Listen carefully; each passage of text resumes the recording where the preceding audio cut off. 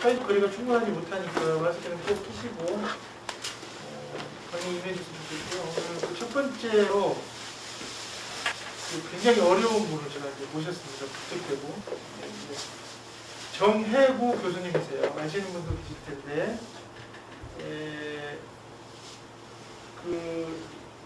제가 이번 모시게 된 거는 아주 2009년도에 생활정치연구소를 하셨어요. 저도 동네에서 생활정치연구, 생활참여정치를 하자고 하는 사람들이 좀 모셨고, 최근까지 이제 국정기획자문위원회 정치행정분과위원을 2017년도 하셨고, 그리고 2017년도에도 이제 그 국가정보원 기획관련위원 위원장 하셨고요. 작년 말까지는 청와대 정책위원회 위원장 하신 전 성공회대 교수님 정혜구 교수님께서 민주주의의 역사와 미래에 대해서 좀 말씀해 주실 겁니다. 먼 길 와주셔서 감사드리고요. 귀한 말씀 경청하도록 하겠습니다. 박수로 받으겠습니다.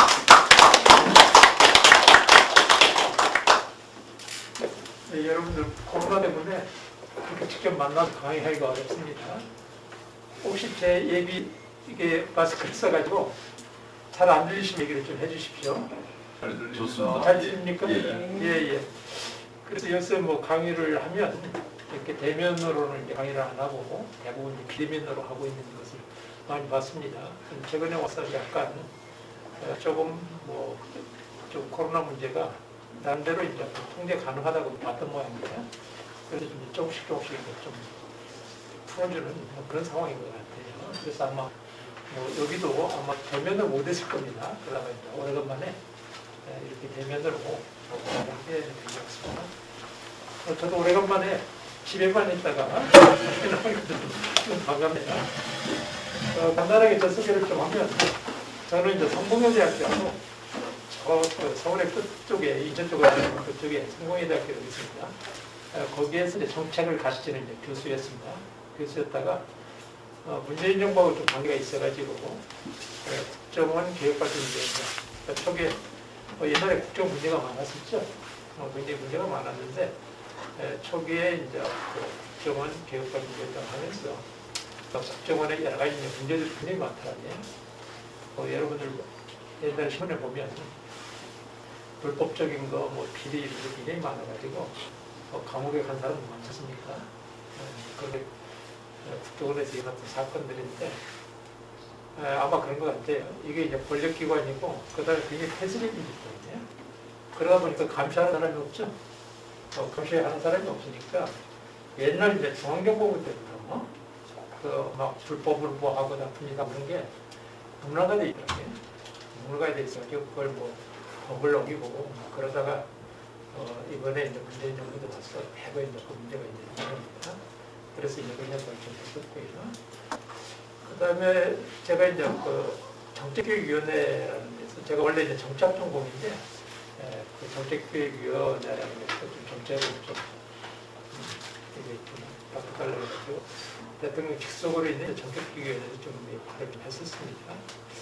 그 다음에 중간에는 좀 굉장히 저한테도 굉장히 이게 좋은 경험이 됐다는데 문재인 대통령이 그 헌법 개정을 한번 발의한 적이 있었죠.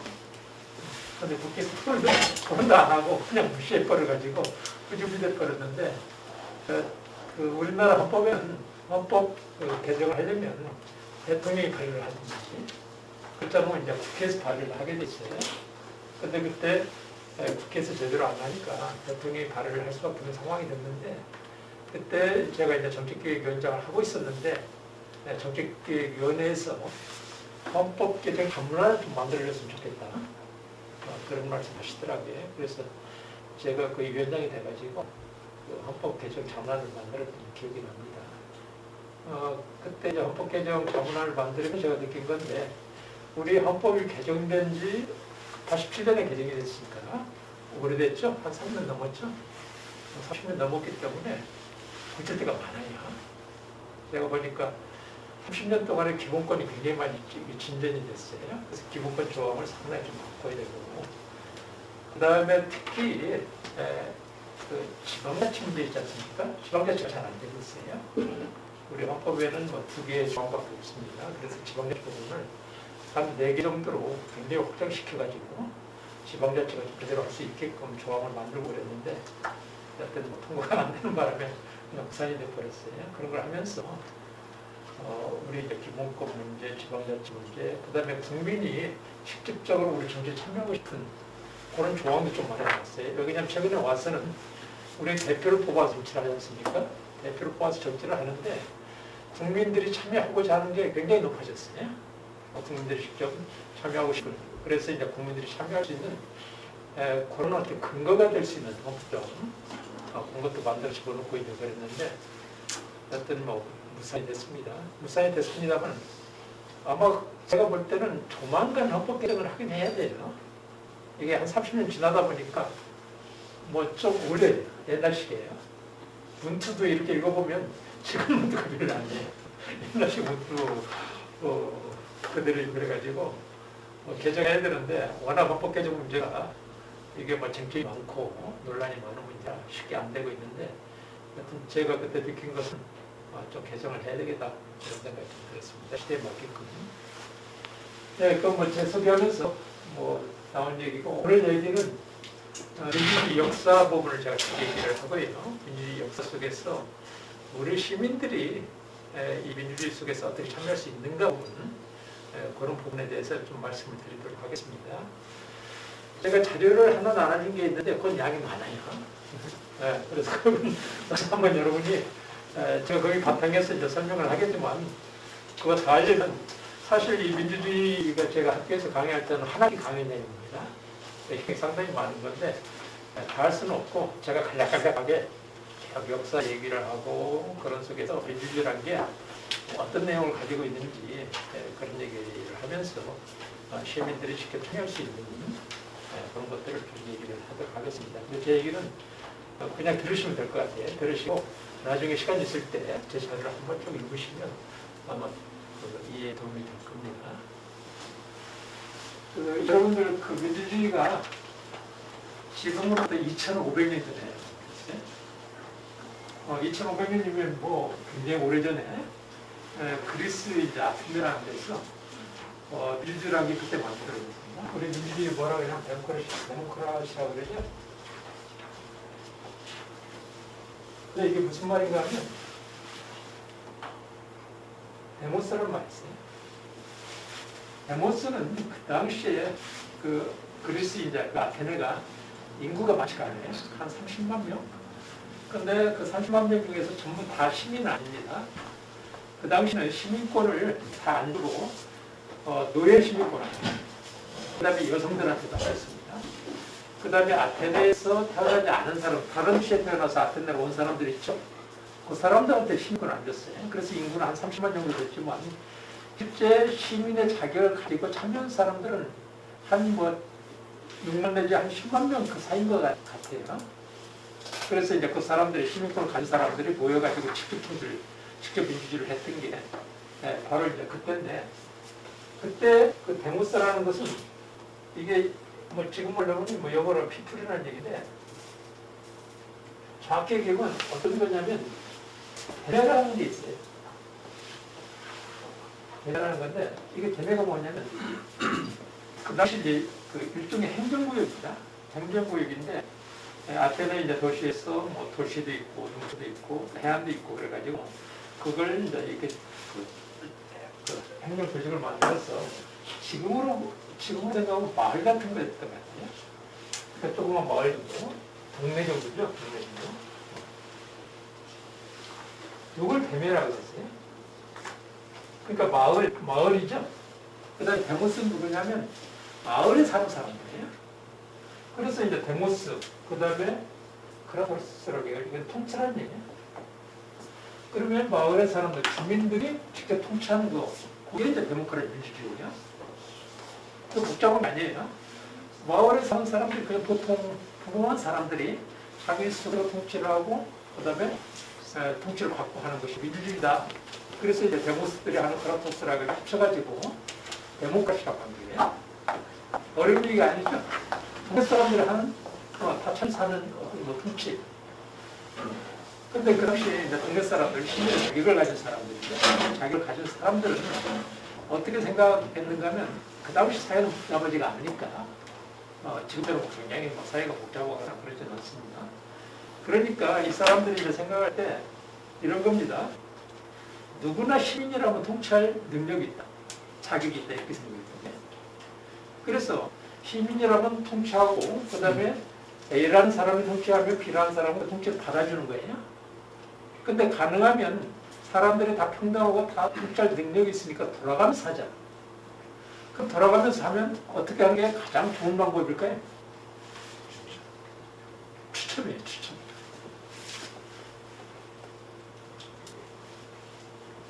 추첨을 해가지고 돌아가면서 추첨하면 추첨에서 당첨되는 사람이 이게 공직을 맡는 거예요. 공직을 맡는데 오랫동안 안 맡습니다. 가능한 기간을 짧게 해요. 그냥 그래 많은 사람한테 돌아가죠. 그래서 많은 사람한테 돌아가도록 공직을 배분할 수 있도록 그렇게 하고 추첨을 하니까 어떻게 보면 굉장히 공정하게 그 다음에 돌아가면서 하고 그래서 이 사람이 할 때는 내가 통치를 받고 내가 통치할 때는 내가 또 통치를 하고 그런 식이 돼요. 그래서 아테네사가 생각할 때 이게 민주주의라고 생각했어요. 우리 한번 생각을 해봅시다.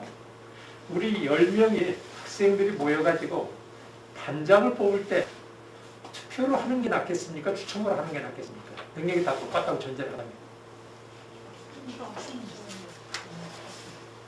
추첨이 할 수 있겠죠. 능력이 똑같으면 가능하면 임의를 짧게 해가지고 돌아가면서 할 수 있고 근데 지금은 그런 생각을 안 하고 어떻게 합니까? 전부 그냥 선거를 해버리죠. 그럼 선거와 추첨 어떤 게 더 민주적이냐? 아테네 때는 그 추첨을 굉장히 민주적이라고 봤어요. 오히려 선거는 굉장히 귀족적이라고 봤어요. 여기는 그 당시 이제 그 선거를 했어요. 어떤 사람을 선거했느냐? 모든 사람들은 통치할 능력을 가지고 있는데 특별히 더 능력이 필요한 사람 그런 데가 있었어요. 어떤 거냐? 전쟁할 때. 전쟁할 때는 장군은 어떻습니까? 지휘를 하고 그 다음에 전략 전술에 능해야 되죠. 그래서 그 사람 특별한 사람이에요. 그 다음에 회계 보는 사람들, 이 재정 보는 사람들, 이 사람들은 특별한 능력이 필요하다고 봤어요. 그래서 그런 사람들 뽑을 때는 선거를 했어요. 그래서 선거는 굉장히 규칙적이에요. 엘리트적이고 규칙적이고, 그 다음에 추첨은 굉장히 민주적이고, 그래서 상당 부분이 거의 대부분이 추첨으로 그냥 있는 겁니다. 그래서 이제 추첨을 많이 쓰고 돌아가면서 이 데모스들이 돌아가면 통치하는 그런 개념을 가진 게 데모크라시예요. 그래서 우리가 이제 가장 중요한 게 당시에 이제 민회라는 건데 민회는 일단 시민들이 다 모이는 겁니다. 보통 모일 때 이렇게 보면 한 6만 명이라고 하는데 지금 생각해보니까 6만 명이 모여서 어떻게 회의를 했을까? 마이크도 없었을 텐데 그런 생각이 들었는데 저는 그리스를 못 가봤는데 그래서 이제 갔다 온 사람이 그 민회에 열렸던 그런 걸 보더니 이렇게 장소가 굉장히 이렇게 모이기 좋게 됐답니다. 그래서 그렇게 6만 명이 아니고 6천 명, 제가 말을 잘못했네. 6천 명 이상이 모여요.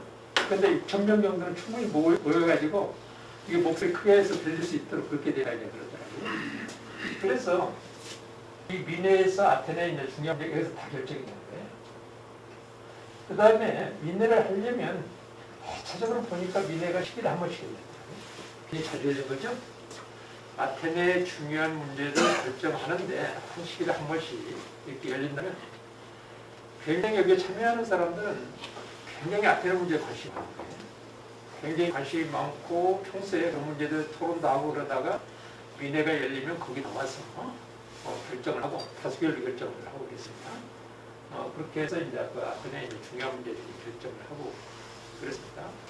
근데 그때도 여기 열심히 나오는 사람이 있고 잘 안 나오는 사람이 있었던 거예요. 잘 안 나오는 사람은 뭐라고 그랬냐면 지금 영어에 보면 이디엇이라고 해요. 바보. 그 당시에는 민회에 열심히 나오고 공적인 일에 관심을 가진 사람들은 훌륭한 시민이고 그 다음에 지금 속된 말로 하면 좀 뺑기거리가 안 나오는 사람들 이런 사람들은 바보 같은 놈 이렇게 이제 봤던 것 같아요. 그래서 훌륭한 시민은 이 민회 가운데 열심히 나오고 아테네 문제에 대해서 항상 관심을 갖고 토론을 갖고 그런 그게 이제 시민의 훌륭한 시민이라고 봤어요. 그런 사람들이 이제 민에 나와서 하는데 민에 이제 전부 다 나오는 거죠. 그런데 거기에 오병표회라는 게 있어요. 오병표회는 뭐냐면 민회를 하려면 열달에 한 번씩 하니까 뭔가 의제라든지 준비를 해야 되겠죠. 그 준비하는 게 있어요. 근데 재밌는 건 뭐냐면 500명으로 됐는데 여기에 이제 그 아테네가 그 10부족으로 돼 있습니다. 부족이 10개로 돼 있는데 각 부족에서 50명씩 이렇게 추첨해가지고 보내요. 그러면 이제 500명이 되죠. 그럼 500명이 또 그걸 1년에 또 50명씩 나눠가지고 돌아가면서 주된 역할을 해요. 그래서 상당히 여기에서는 각 부족에서 이제 추첨된 사람들, 이런 사람들 보고, 그 다음에 아까 제가 얘기했던 장군은 선출을 하는데, 장군은 각 부족에서 한 명씩 이렇게 선출을 해요. 그래서 그 각 부족이 본적인 단위가 돼가지고, 거기서 추첨이라든지 선거라든지 그런 걸 통해서 이렇게 하고 민회에서는 좀 다 모여서 결정하는 이런 시스템. 그런 걸 만들고 이것을 자기네들이 이것은 데모스가 직접 하나 통치해서 데모크라시 이렇게 얘기했던 거예요. 지금 생각해보면 2500년 전에 이런 뛰어난 생각을 할 수 있었던 게 어떻게 보면 대단한 것 같아요. 저는 어떤 때 가끔씩 그런 생각을 합니다. 지금보다 나은 것 같다. 그냥 지금 뭐 정치에 관심 없는 사람도 많고 그 다음에 자기 사적인 이익만 추구하는 사람이 너무 많죠. 그래서 뭐 지금은 좀 덜 그렇습니다. 옛날에는 정치 뭐 투표 열심히 하고 그런 것은 조금 어떻게 보면 투표하는 날 놀러 가고 뭐 그런 걸 자랑스럽게 여길 때도 있었어요. 자기는 뭐 정치에 초연한 뭐 그런 것을 좀 자랑스럽게 여기고 이제 지금도 그런 사람 많을 거예요.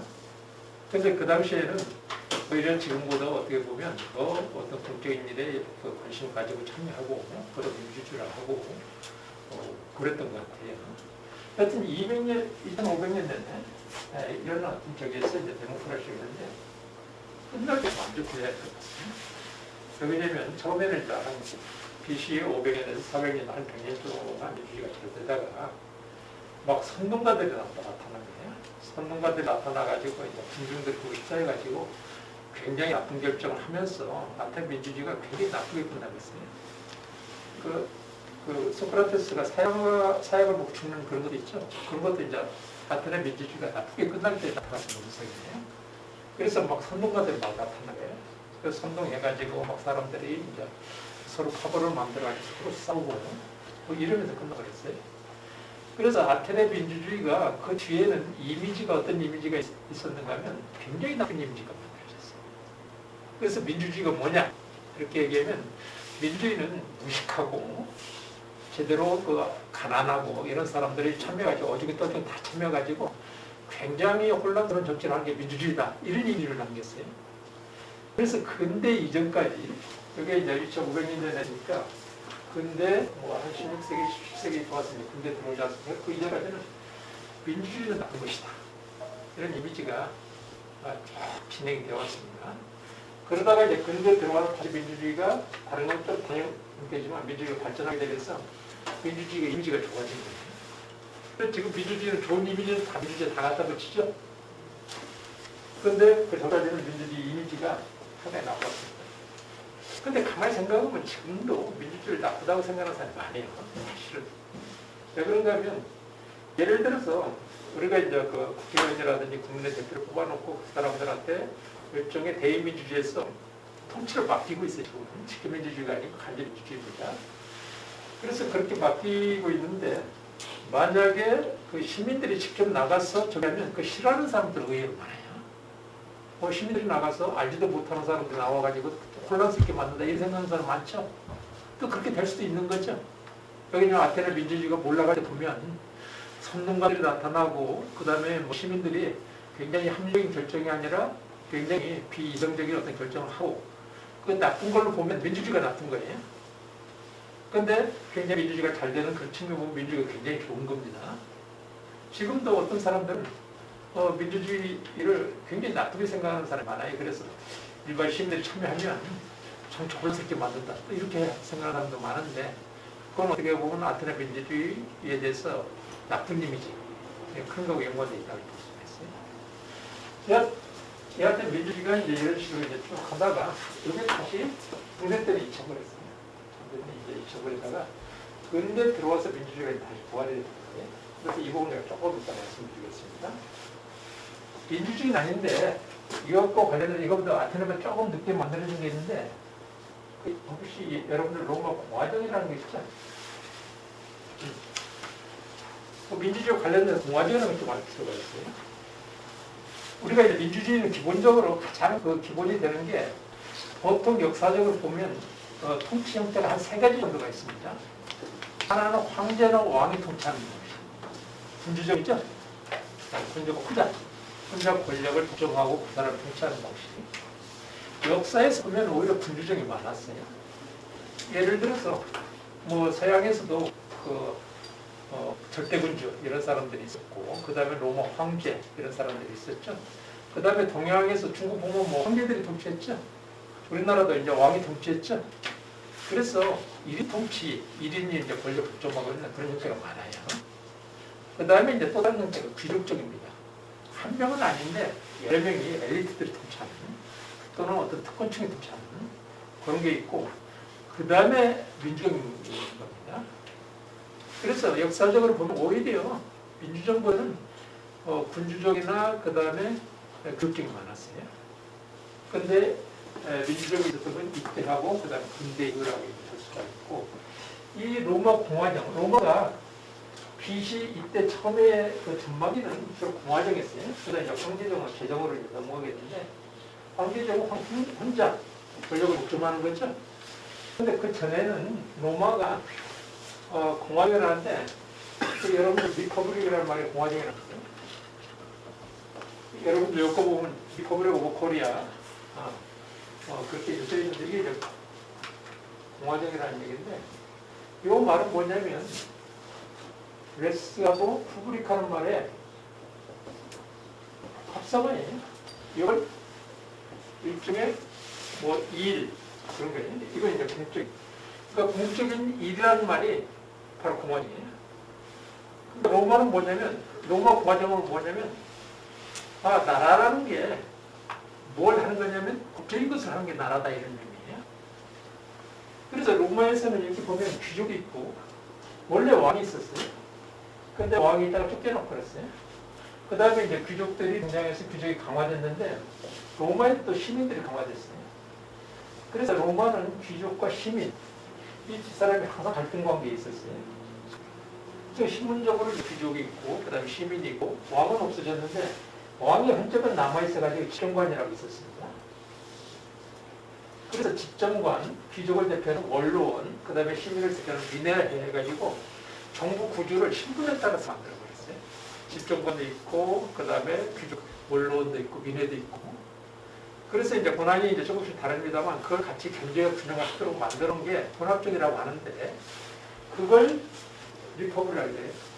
이 얘기는 뭐냐면 귀족이나 그 다음에 평민이나 다 시민으로서 공적인 일을 하는 것이 바로 공화정이다라는 얘기예요. 그래서 공화정이라는 말 속에는 공적인 것을 하는 것. 물론 지금은 이제 자본주의가 발전했기 때문에 사적 이익을 추구하는 게 기본적이 돼버렸죠.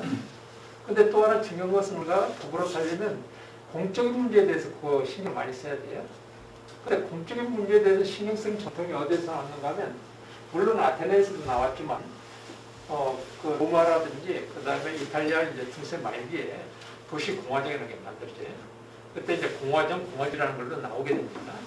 그래서 민주주의 이제 개념 속에서 이 공화정이라는 게 상당히 중요해요. 그래서 이건 이제 공적인 것을 하는데 공적인 걸 누가 하냐? 시민이 하는 걸로 되죠. 그 귀족이 됐든 그 다음에 시민이 됐든 굉장히 좋은 시민들이 열심히 참여해가지고 공적인 일을 하는 것이 바로 공화정이다. 그래서 우리 이제 민주주의 개념 속에서는 공화주의의 개념이 좀 결합되어 있습니다. 하여튼 그런 것들이 이 사이에 이제 결합이 됐고, 근대에 들어와서 이제 혁명이 일어나요. 이때 이제 중세 말기에 절대 군주의 권한이 굉장히 커졌어요.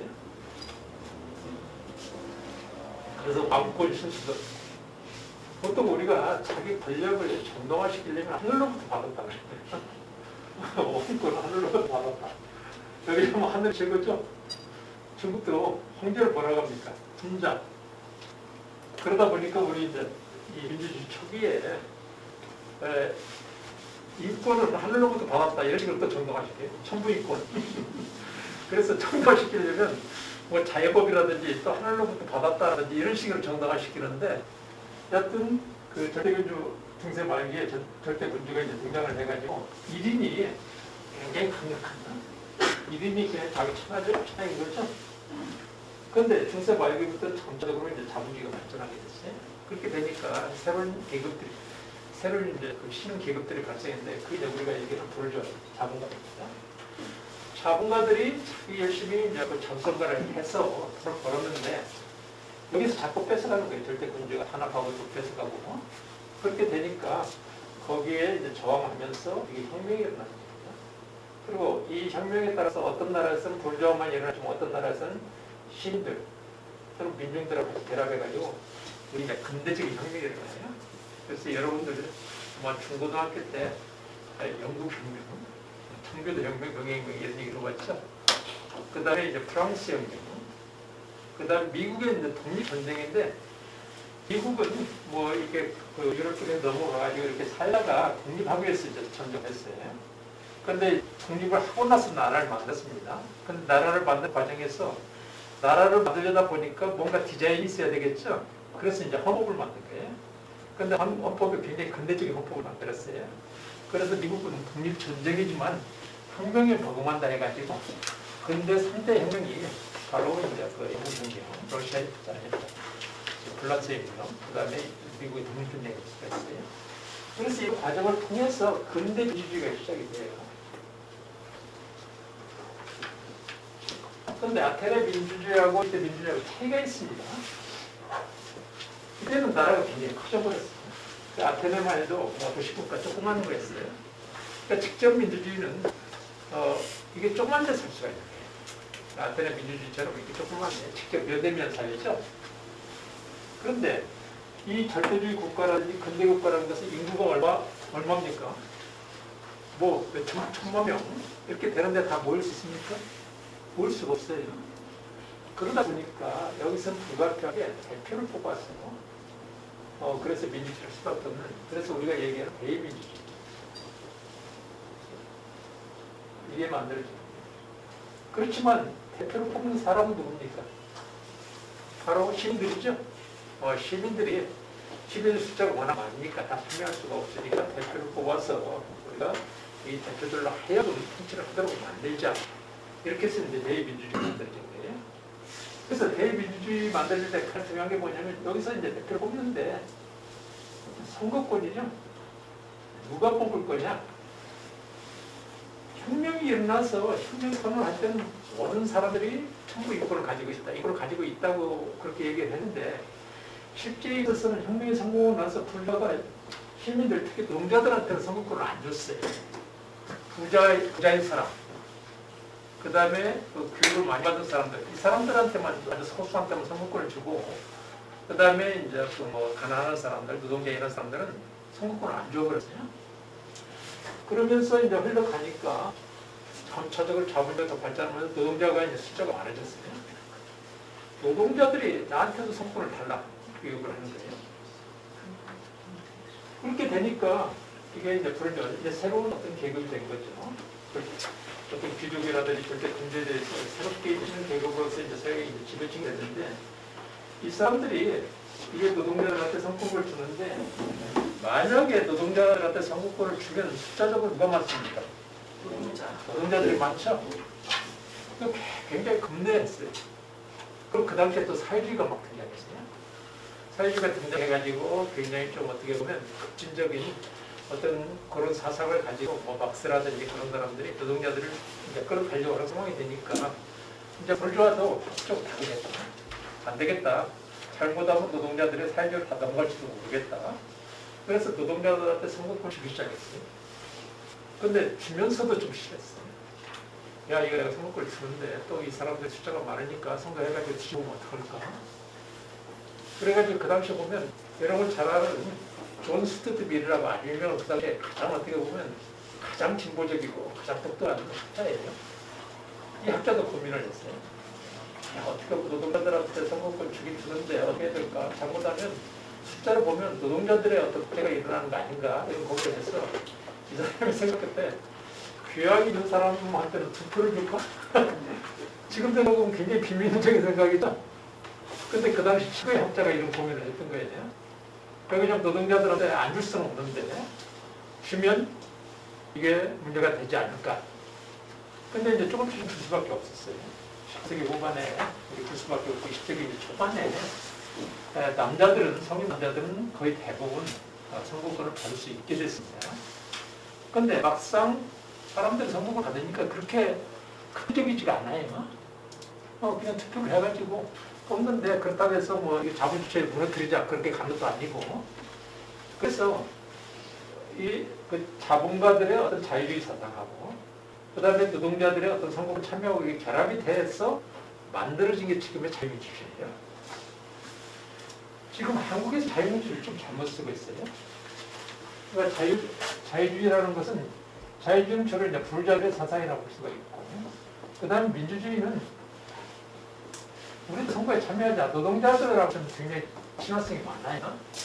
근데 두 개가 타협이 돼서 자유민주주의라는 게 만들어진 겁니다. 그리고 어원적으로 볼 때 자유주의는 부자의 자본가에 가깝고 민주주의는 노동자에 가까워요. 그런데 둘이 이제 타협한 거죠. 급진적인 대로 안 가고 자본주의 체제를 유지하면서도 모두한테 선거권을 줘야 되는 그런 식으로 타협을 한 겁니다. 그런데 한국은 이게 그 전쟁을 치르고 분단이 된 거였기 때문에 자유민주주의하고 반공주의를 해석해요. 그리고 반공주의 입장에서 노동자 얘기하면 좌파다 이런 식으로 얘기하죠. 근데 서구의 역사할 때 민주주의가 좌파입니까? 그건 아니죠. 노동자들의 선거권과 관계가 있거든요. 그래서 한국 굉장히 이제 좁게 우리 역사 때문에 좁게 해석하는데 하여튼 그런 식으로 해서 자유민주주의라는 게 만들어지고 그런 속에서 선거가 나타나고 그다음 선거하려면 정당이 필요하죠. 그래서 이제 정당이 발전하고 그다음에 국회에서 이제 토론을 해야 되니 국회가 만들어지고 하면서 선거, 정당, 국회, 대의민주주의죠. 그런 제도가 20세기 들어서 좀 발전을 했던 겁니다. 물론 여성들한테는 선거가 늦게 이렇게 주어졌어요. 그래서 유럽의 선진국도 스위스 같은 나라는 우리가 1945년에 해방이 됐는데 스위스가 48년이 굉장히 늦게 여성들한테 선거권을 주더라고요. 그래서 여성들은 선거권을 늦게 받았는데 어쨌든 20세기 들어와서는 남녀 모두한테 선거권을 주게 되는 그렇게 되면서 이쪽의 민주주의는 어떻습니까? 간접민주주의, 대표를 뽑아서 하는 민주주의가 됐죠. 그리고 이쪽의 민주주의, 아테네 민주주의는 직접민주주의. 그래서 우리가 항상 민주주의를 생각할 때는 이 두 가지 원천을 생각해요. 직접민주주의 장점은 어떤 겁니까? 바로 모든 사람들이 같이 참여를 해서 할 수 있는 그런 장점이 있는데 단점이 나라가 작아야 되죠. 나라가 크고 할 수가 없어요. 그러면 대의민주주의는 나라가 큰 데서 숫자가 인구가 많으니까 대의민주주의를 할 수밖에 없는데 그런 또 단점이 있어요. 왜냐하면 대표 뽑아놨더니 대표가 어떠냐는 거예요. 말을 안 들어요. 그리고 스스로 특권적이 된다든지 선거 때만 되면 그날은 표를 얻어야 되니까 이게 시민들한테 잘해요. 그런데 선거 지나가지고 3일 동안 인기가 정해지면 어떻습니까? 조금씩 말을 안 듣죠? 그러면서 이게 간접민주주의는 일종의 잘못하면 엘리트 민주주의가 될 가능성이 있어요. 그러면 대표를 뽑았는데 그 대표하고 인민이 반드시 일치하는 게 아니죠. 그래서 좀 정리를 하면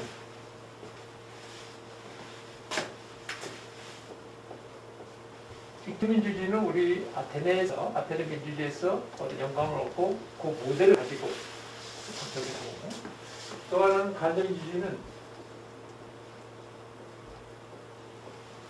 근대 이후 근데 우리가 실제 민주주의를 하는 것은 이거죠.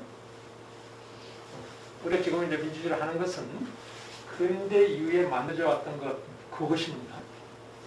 그런데 이것이 갖는 단점이 있어요. 아까 얘기한 것처럼 대표와 그 다음에 인민 뽑아주는 사람은 이게 잘하라고 뽑아줬는데 이게 말을 안 듣거나 대표가 특권층이 된다거나 이런 경우 때문에 약간 문제가 이제 생기는 거예요. 하나 예를 들어 봅시다. 우리가 이제 국민의 대표로서 그 국회의원을 뽑는데 우리가 상식적으로 생각하면 우리 노동자가 국민 중에서 절반이라고 그럽시다. 그러면 약간 편차는 있겠지만 노동자 한 절반 정도가 국회의원 돼야 되는 거 아닌가요? 맞아요. 여성들이 절반이죠. 여성들이 한 절반쯤 있어야 되는 거 아닌가요? 상식적으로 생각해도 그렇죠. 그런데 국회의원 된 사람들은 노동자 출신들 국회의원 몇 명이나 될까요? 별로 없는 것 같아요. 여성 별로 없죠. 그 얘기는 뭐냐면 굉장히 좀 이게 좀 특성 사람이 된다는 거예요. 제가 민주당에서 공천심사위원회를 했었어요. 그래서 어떤 사람들이 이렇게 하는가 이렇게 봤더니 전부 자기 분야에서 나름대로 성공한 사람들이 정치한다고 보더라고요. 그래서 아니 자기 분야에 성공했으면 충분히 가족도 가지고 있는 사람들이죠. 근데 이 사람들한테 왜 정치를 하려고 할까 이렇게 보니까 뭔가 2% 부족한 거예요. 권력을 가지고 가고 싶어 하는 거예요. 권력력이 상당히 강하더라고요. 그래서 자기 분야에서 돈도 있고 나름대로 성공한 사람들이 또 하러 와요. 그래서 올 때는 어떤 식으로 하냐면 나라와 민족을 내가 뭘 하겠다 이런 얘기를 해요. 근데 자기가 성공한 잘하는 분야에서 있어 나라와 민족을 위하는 거죠. 그러니까 자기 사익을 사적인 어떤 이익 추구를 굉장히 공적인 말로 이렇게 바꿔서 얘기를 많이 하더라고요. 그러면 이렇게 봤더니 재산을 봤어요. 재산을 봤더니 제가 이제 그 민주당 공천심사를 하면서 그 지금 한나라당 국민의당 쪽은 훨씬 재산 규모가 커요. 제가 그 당시 한 10년 전쯤 되는데 그때 보니까 민주당은 전체적으로 평균적으로 10억에서 20억 정도 가지고 있는 것 같고 그 다음에 이제 국민의 한나라당 그쪽은 한 20억, 30억 정도 평균적으로 가지고 있는 것 같고 정의당은 한 5억 정도 가지고 있는 것 같고 그 다음에 이쪽에 민주당 안에서 운동부 출신들 있죠? 운동부 출신들은 한 5억 원 정도 가지고 있는 것 같고 이제 그렇더라고요. 그걸 보면서 어떤 생각이 드냐면 그 국회의원이 되려고 오는 사람들은 국민의 평균적인 어떤 비율을 보는 게 아니구나. 굉장히 어떤 돈이라든지 영향력이라든지 권력을 그런 사람들이 그러니까 어떻게 보면 특권층이 오는구나 라는 생각을 많이 들었어요. 그럼 이 사람들이 자기가 이게 보통 사람들을 위해서 제대로 할 것인가라는 부분은 겉으로는 그렇게 얘기를 해요. 그런데 실제로는 굉장히 스스로가 특권층이 되든지 또 정경처럼 하든지 그런 것이 많기 때문에 이 문제, 바로 여기서 이제 괴리가 생기는 거죠. 괴리가 생기기 때문에 그걸 어떻게 이제 시민들이 통제할 수 있느냐라는 문제야. 시민들이 원하는 방향으로 어떻게 할 수 있느냐, 통제하는 문제, 또는 시민들이 직접 참여하는 문제, 이런 문제가 민주주의에서 굉장히 중요해요. 제가 이제 마지막에 얘기하겠지만, 우리가 이제 직접 민주주의라고 했지만, 아마 근대사에서 직접 민주주의를 아테네처럼 쉽지가 않을 거예요. 왜냐면 아테네처럼 하려면, 제가 볼 때는 제일 아랫단위에서 지방자치하면 혹시 그건 가능할지 모르겠어요. 이게 규모가 작으니까. 근데 만약에 직접 민주주의를 하게 되려면 연예인면으로 모여야 되니까 적어도 하나의 구에서 만약 직접 민주주의를 한다면 거기서 인구가 한 5만 이상 넘어가면 안 될 것 같더라고요. 5만 명 모이더라도 이게 선거권자가 아닌 사람들 좀 빼고 안 나오는 거 빼고 이렇게 적어도 그래도 이제 한 10,000명 이 정도는 할 수가 있겠지만 더 크면 안 되죠. 그래서 아테네 민주주의를 할 수가 없는데 그럼에도 불구하고 여러 가지 방식을 통해서 실할 수 있는 방법 그런 것을 이제 모색을 해서 아마 주로 이제 참여민주주의라고 얘기를 많이 해요. 참여민주주의 얘기를 많이 하는데 여하튼 이게 특권층이 안 되고 엘리트층이 안 되고 여기 어떻게 통제할 수 있느냐라는 문제가 아마 우리 이제 민주정치에서 시민들의 어떤 문제의식을 할 수 있을 겁니다. 요게 이제 서양에서의 어떤 민주주의 역사라고 볼 수가 있고요. 이것과 관련해서 이제 한국은 좀 역사적 맥락이 조금 달라요. 그래서 이제 한국 통화를 얘기하겠습니다. 서양에서는 2500년대에 있고 근대만 하더라도 한 300년 내지 400년 전부터 민주주의 시작이 됐어요. 근데 한국은 민주주의가 굉장히 늦게 시작됐습니다.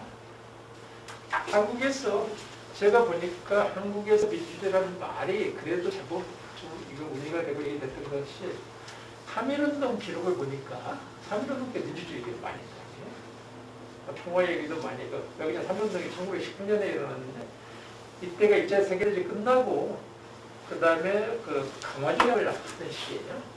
그래서 전 세계적으로 평화 얘기가 굉장히 많이 됐어요.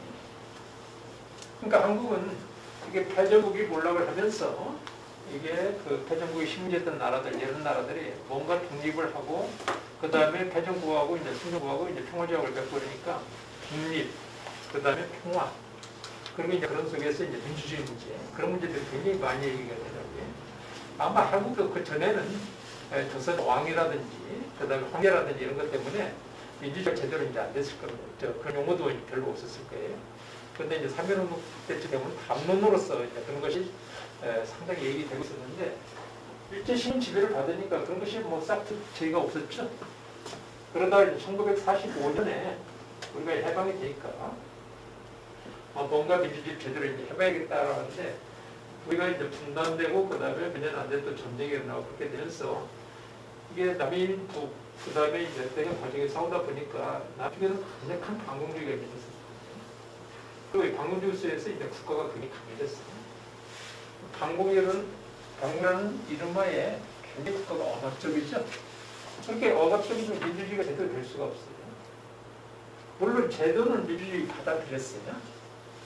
왜냐하면 남쪽에서 이제 미군정이 이제 들어왔기 때문에 민주주의 제도, 그래서 뭐 정당, 의회, 뭐 선거 이런 게 있었죠. 근데 그게 굉장히 왜곡되는 거죠. 그래서 제도는 민주적이지만 실제 그것의 실체는 우리가 독재라고 합니다. 그래서 이제 50년을 방공국제 그런 식으로 이제 진행이 됐고요. 그 다음에 이제 박정희 들어서고 나서는 뭐 방공국제 플러스 이제 개발국제, 뭔가 굉장히 압축적 경제 발전을 한다고 해서 굉장히 억압적이잖아요. 그러다 보니까 이제 개발국제를 하게 됩니다. 그래서 45년부터 대체적으로 87년까지는 몇십 년이니까 한 40년 되나요? 40년 동안은 굉장히 이제 독재가 시행됐던 그런 기관이에요. 그래서 이제 민주주의가 뭐 굉장히 형용화되는 그런 모습을 보였죠. 그러다가 좀 민주화가 됐다. 정상적으로 뭐 정당 정치라든지 또 그래도 기본적인 민주주의가 돌아갔던 게 87년이에요. 그럼 한국 민주주의 역사를 어디에서 볼 것인가? 제가 볼 때는 빨리 잡으면 한 45년도 잡을 수 있을 것 같아요. 그럼 지금까지 치면 그 역사가 70년 조금 넘었나요? 그런데 만약에 그 70년 중에서 87년까지도 굉장히 안전한 거였죠? 독재를 했기 때문에. 그래서 87년부터 본격적으로 제대로 됐다면 얼마 됐습니까? 30년 조금 넘었죠? 서양은 2500년대 민주주의를 얘기를 하고, 그 다음에 근대 혁명을 얘기할 때는 300년, 400년 얘기를 하고, 우리는 30년 조금 넘어, 길게 보면 70년. 그럼 우리가 역사가 굉장히 짧은 겁니다. 굉장히 짧음에도 불구하고, 어떻습니까? 한국 민주주의가 아주 참 뭐, 상도는 아니지만 굉장히 발전했죠? 물론 지금도 문제가 많아요. 지금도 이제 문제가 많지만, 그럼에도 불구하고 다른 나라의 역사하고 비교하면 굉장히 그 짧은 기간 동안에 발전했습니다. 저는 요새 이런 생각이 들더라고요. 미국의 민주주의와 한국의 민주주의가 어디가 나을까? 여러분들 요새 미국 보면 어디가 나은 것 같아요? 우리 한 10년 전만 해도 뭐 유럽, 미국 이런 쪽이 뭐 민주주의의 어떤 뭐 쪽이고, 우리는 거기 콤플렉스 같은 게 굉장히 많았죠. 우리는 민주주의도 못하고 뭐 오랫동안 독재를 하고 그래서 굉장히 콤플렉스가 많았어요. 근데 요새 제가 트럼프를 보면 저기 민주주의의 어떤 대통령인가 이런 생각일 때가 많아요. 굉장히 많이 망가졌어요. 미국도 많이 망가졌고, 그 다음에 유럽도 많이 망가진 것 같아요. 그게 이제 조금 뭐하고 관계가 있는가 하면, 우리 세계사 역사 속에서 한 70년대 중반 이후부터 신자유주의라는 게 굉장히 강화됐어요. 그렇게 되면서 양극화, 경제적 불평등이 굉장히 심해졌습니다. 그런데 경제적 불평등이 심해지면 그 사회가 어떻게 됩니까? 굉장히 갈등되게 돼요. 여기 싸움이 날 수밖에 없는 거죠.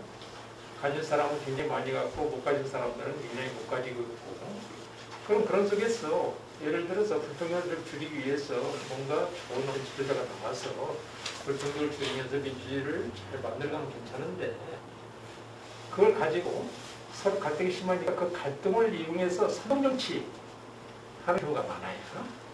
그렇게 되면 그것은 민주주의가 아니고 뭐가 되는가 하면 파퓰리즘이 되는 거예요. 파퓰리즘 돼가지고 그래서 제가 예를 들면 트럼프는 이제 그 신자유주의 속에서 굉장히 갈등이 심하니까 그 특히 옛날에는 나름대로 중산층을 살다가 이게 그 신자유주의 속에서 몰락한 적이 있죠. 공장 같은 거 있다가 뭐 그런 것이 이제 없어지게 되면서 백인들이 굉장히 가난해진 적이 많습니다. 그런 사람은 막 선동하는 거예요.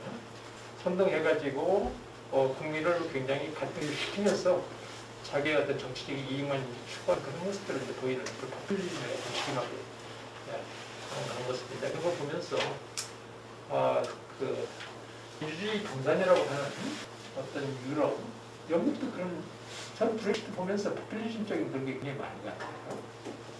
여하튼 서구의 어떤 민주주의는 상당히 좀 포퓰리즘 내지 굉장히 가정적인 민주주의를 가고 있는데 거기에 비해서 한국은 오히려 굉장히 늦게 시작했지만 많이 발전하고 있는 게 아닌가 그런 생각이 많이 들었습니다.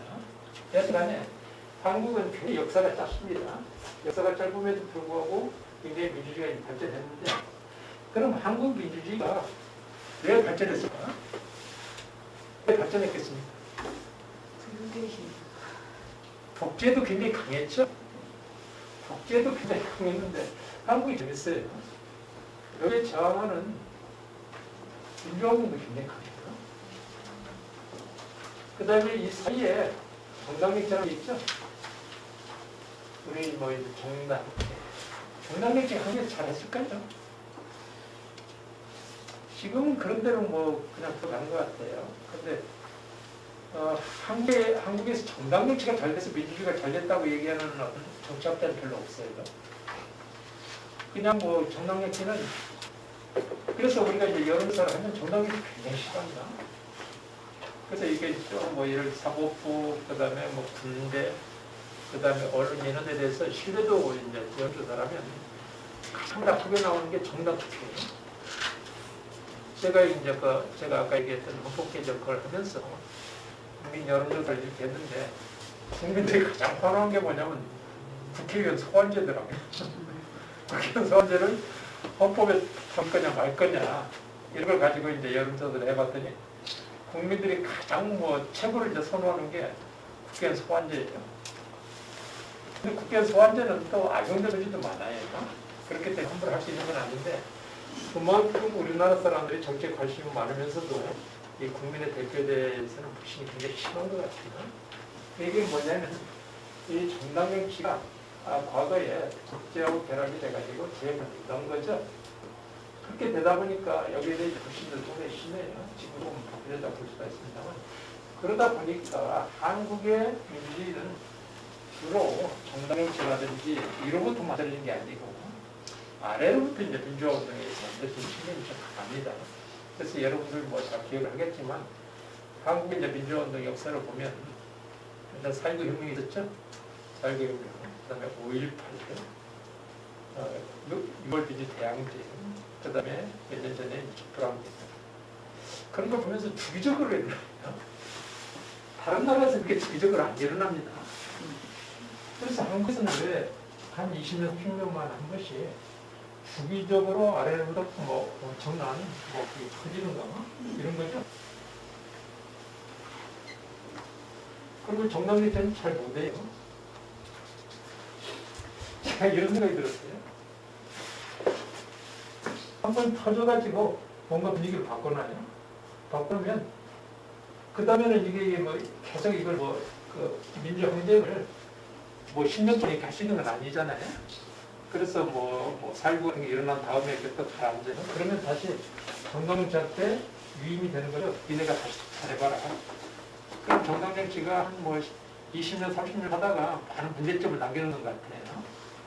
그러면 사람들이 참다 해서 또 터지는 거예요. 또 분위기를 또 바꿔놔요. 그리고 또 정당정치 잘해봐라 이렇게 하면 또 정당정치 제대로 못하면 제대로 못하니까 터지는 것 같아요. 그래서 4.19 이후에 광주까지 1960년에 살고 있어요. 광주까지 몇 년입니까? 27년 만에 한번 저기를 했고요. 그 다음에 광주에서 이제 60까지는 좀 짧죠? 한 뭐 8년인가 그렇게 있는 겁니다. 그 다음에 60에서 촛불항쟁까지 한 30년 돼요. 주기적으로 터져요. 그 다음에 그 앞으로 가보니까 3.1운동부터 저기를 하면 사실 3.1운동, 사실 해방 직후도 굉장히 엄청나게 이게 터졌던 거예요. 근데 이제 전쟁, 뭐, 분단 전쟁 때문에 저기였는데, 그래서 우리나라는 이렇게 보면 몇십 년, 한 20년 내지 30년 만에 한 번씩 뭔가 알려줘도 거하게 터지는구나. 물론 터지고 나서 이게 또 혁명은 아니에요. 그냥 혁명은 완전히 권력을 장악해가지고 이제 새로운 사회로 이제 만들어가는 그런 것인데, 한국은 혁명이라고는 주로 항쟁이에요. 이제 항의하는 거죠. 국민적 항쟁을 하면 그 국민적 항쟁 때문에 뭐가 좀 바뀌어요. 그러다 시간이 가면 또 다시 애매하게 되져가지고 그러다가 이제 몇십 년 또 이렇게 터지면 또 분위기가 바뀌고.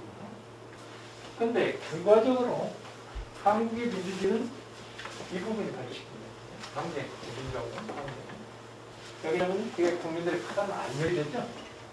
압력이 돼서 분위기가 바뀌는 그런 것이 이제 한국의 모습을 볼 수가 있어요.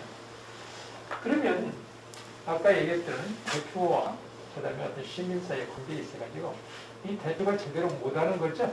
못하니까 시민들이 가끔가다 이게 뭐 고단 신경을 터지는 그런 게 지금 이제 한국의 민주주의인데 하여튼 이게 주기적으로 이제 터지는 이것이지만 이것들이 한국 민주주의를 발전시키는 압력으로서 작용하고 있다. 그래서 저는 한국의 어떤 시민들의 힘이 굉장히 크다고 생각해요. 그런데 언제까지나 이렇게 할 거냐? 그건 아니죠. 이게 정당적 지도 나름대로 발전해야 되고, 그 다음에 시민들도 한 20년, 30년 한 번 터지는 게 아니고 일상적으로 잘해야 되겠죠. 그래서 이제 필요한 것이 제가 볼 때는 이게 평소에 이게 이제 아까 민주주의가 제대로 이제 돌아가도록 이제 만드는 거, 그게 필요한 거예요. 그럼 어떻게 이제 그게 가능할 것인가? 물론 안 되면 지금 해왔던 것처럼 그냥 뭐 갖고 통 터져가지고 확 바꾸고 뭔가 분위기를 바꾸는 그런 게 필요하긴 한데 제가 볼 때는 역사적 단계에서는 워낙 민주주의가 제대로 발전 안 되니까 이렇게 되는데 앞으로는 좀 뭐 정상화랄까? 좀 일상화랄까? 이렇게 정당정치도 발전하고 그리고 시민정치, 시민들의 참여 뭐 이런 것도 이제 제대로 되고 그런 식으로 이제 가야 되지 않을까라고 생각이 들어요. 그러면 어떻게 해야 되느냐? 불가피하게 대민주주의를 할 수밖에 없어요. 여기 숫자가 많으니까, 사람 숫자가 많으니까. 그 다음에 시민들의 참여. 그러니까 여기서 이제 중요한 건 뭐냐면 이게 우리 민주주의 발전을 보면 중요한 게 한 서너 가지 있는 것 같아요. 하나는 인민의 범위예요. 그러니까 법적으로 그다음 시민권의 어떤 자격이 있어가지고 그러니까 아테네 민주주의에서도 노예나 여성은 시민이 아니었지 않습니까? 근데 이제 근대에 들어오면서 이제 선거도 확대되고 그다음에 기본권, 인권 그런 게 확산이 되면서 이제는 인간이면 기본적인 어떤 그 기본권을 부여를 해요. 그렇게 되게 인민의 범위가 자꾸 넓어진 거죠. 그래서 인민의 범위가 그냥 넓어지는 게 이제 가장 기본적인 문제인 것 같아요. 민주주의에서.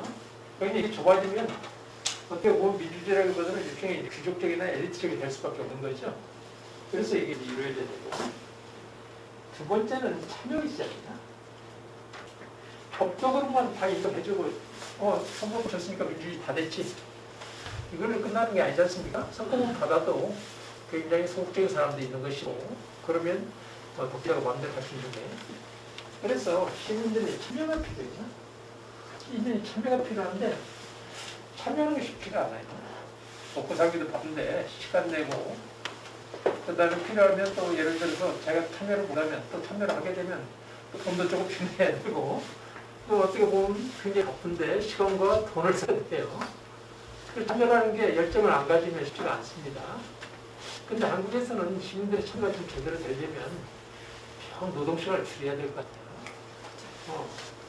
그냥 자기 먹다 하면 너무 갇히니까 이게 좋은 어떤 민주주의를 만들기 위한 어떤 관심을 쓸 여력이 없어요. 그래서 저희들이 이제 거기에 민주운동이 상당히 이제 뭐 저기 할 때 전업적으로 민주운동 하는 사람이 있으면 직장 다니는 사람들은 미안하니까 시민단체 가입해서 회비를 열심히 내준다든지 뭐 그런 식으로 약간 좀뭐 지금 연필할까 뭐 그런 식으로 미안한 마음을 그런 식으로 하기도 하고 그랬는데 하여튼 참여가 좀 굉장히 중요해요. 근데 많은 사람들이 참여한다고 좋은 민주주의가 될 거냐? 그건 아닌 것 같아요. 제가 볼 때는 최근에 와서 수구이, 토의주의 이런 얘기를 많이 하는데 이것 핵심이 뭐냐면 참여는 좀 양적인 개념입니다. 그런데 서로 토론을 하고 그러면 거기서 좋은 어떤 여론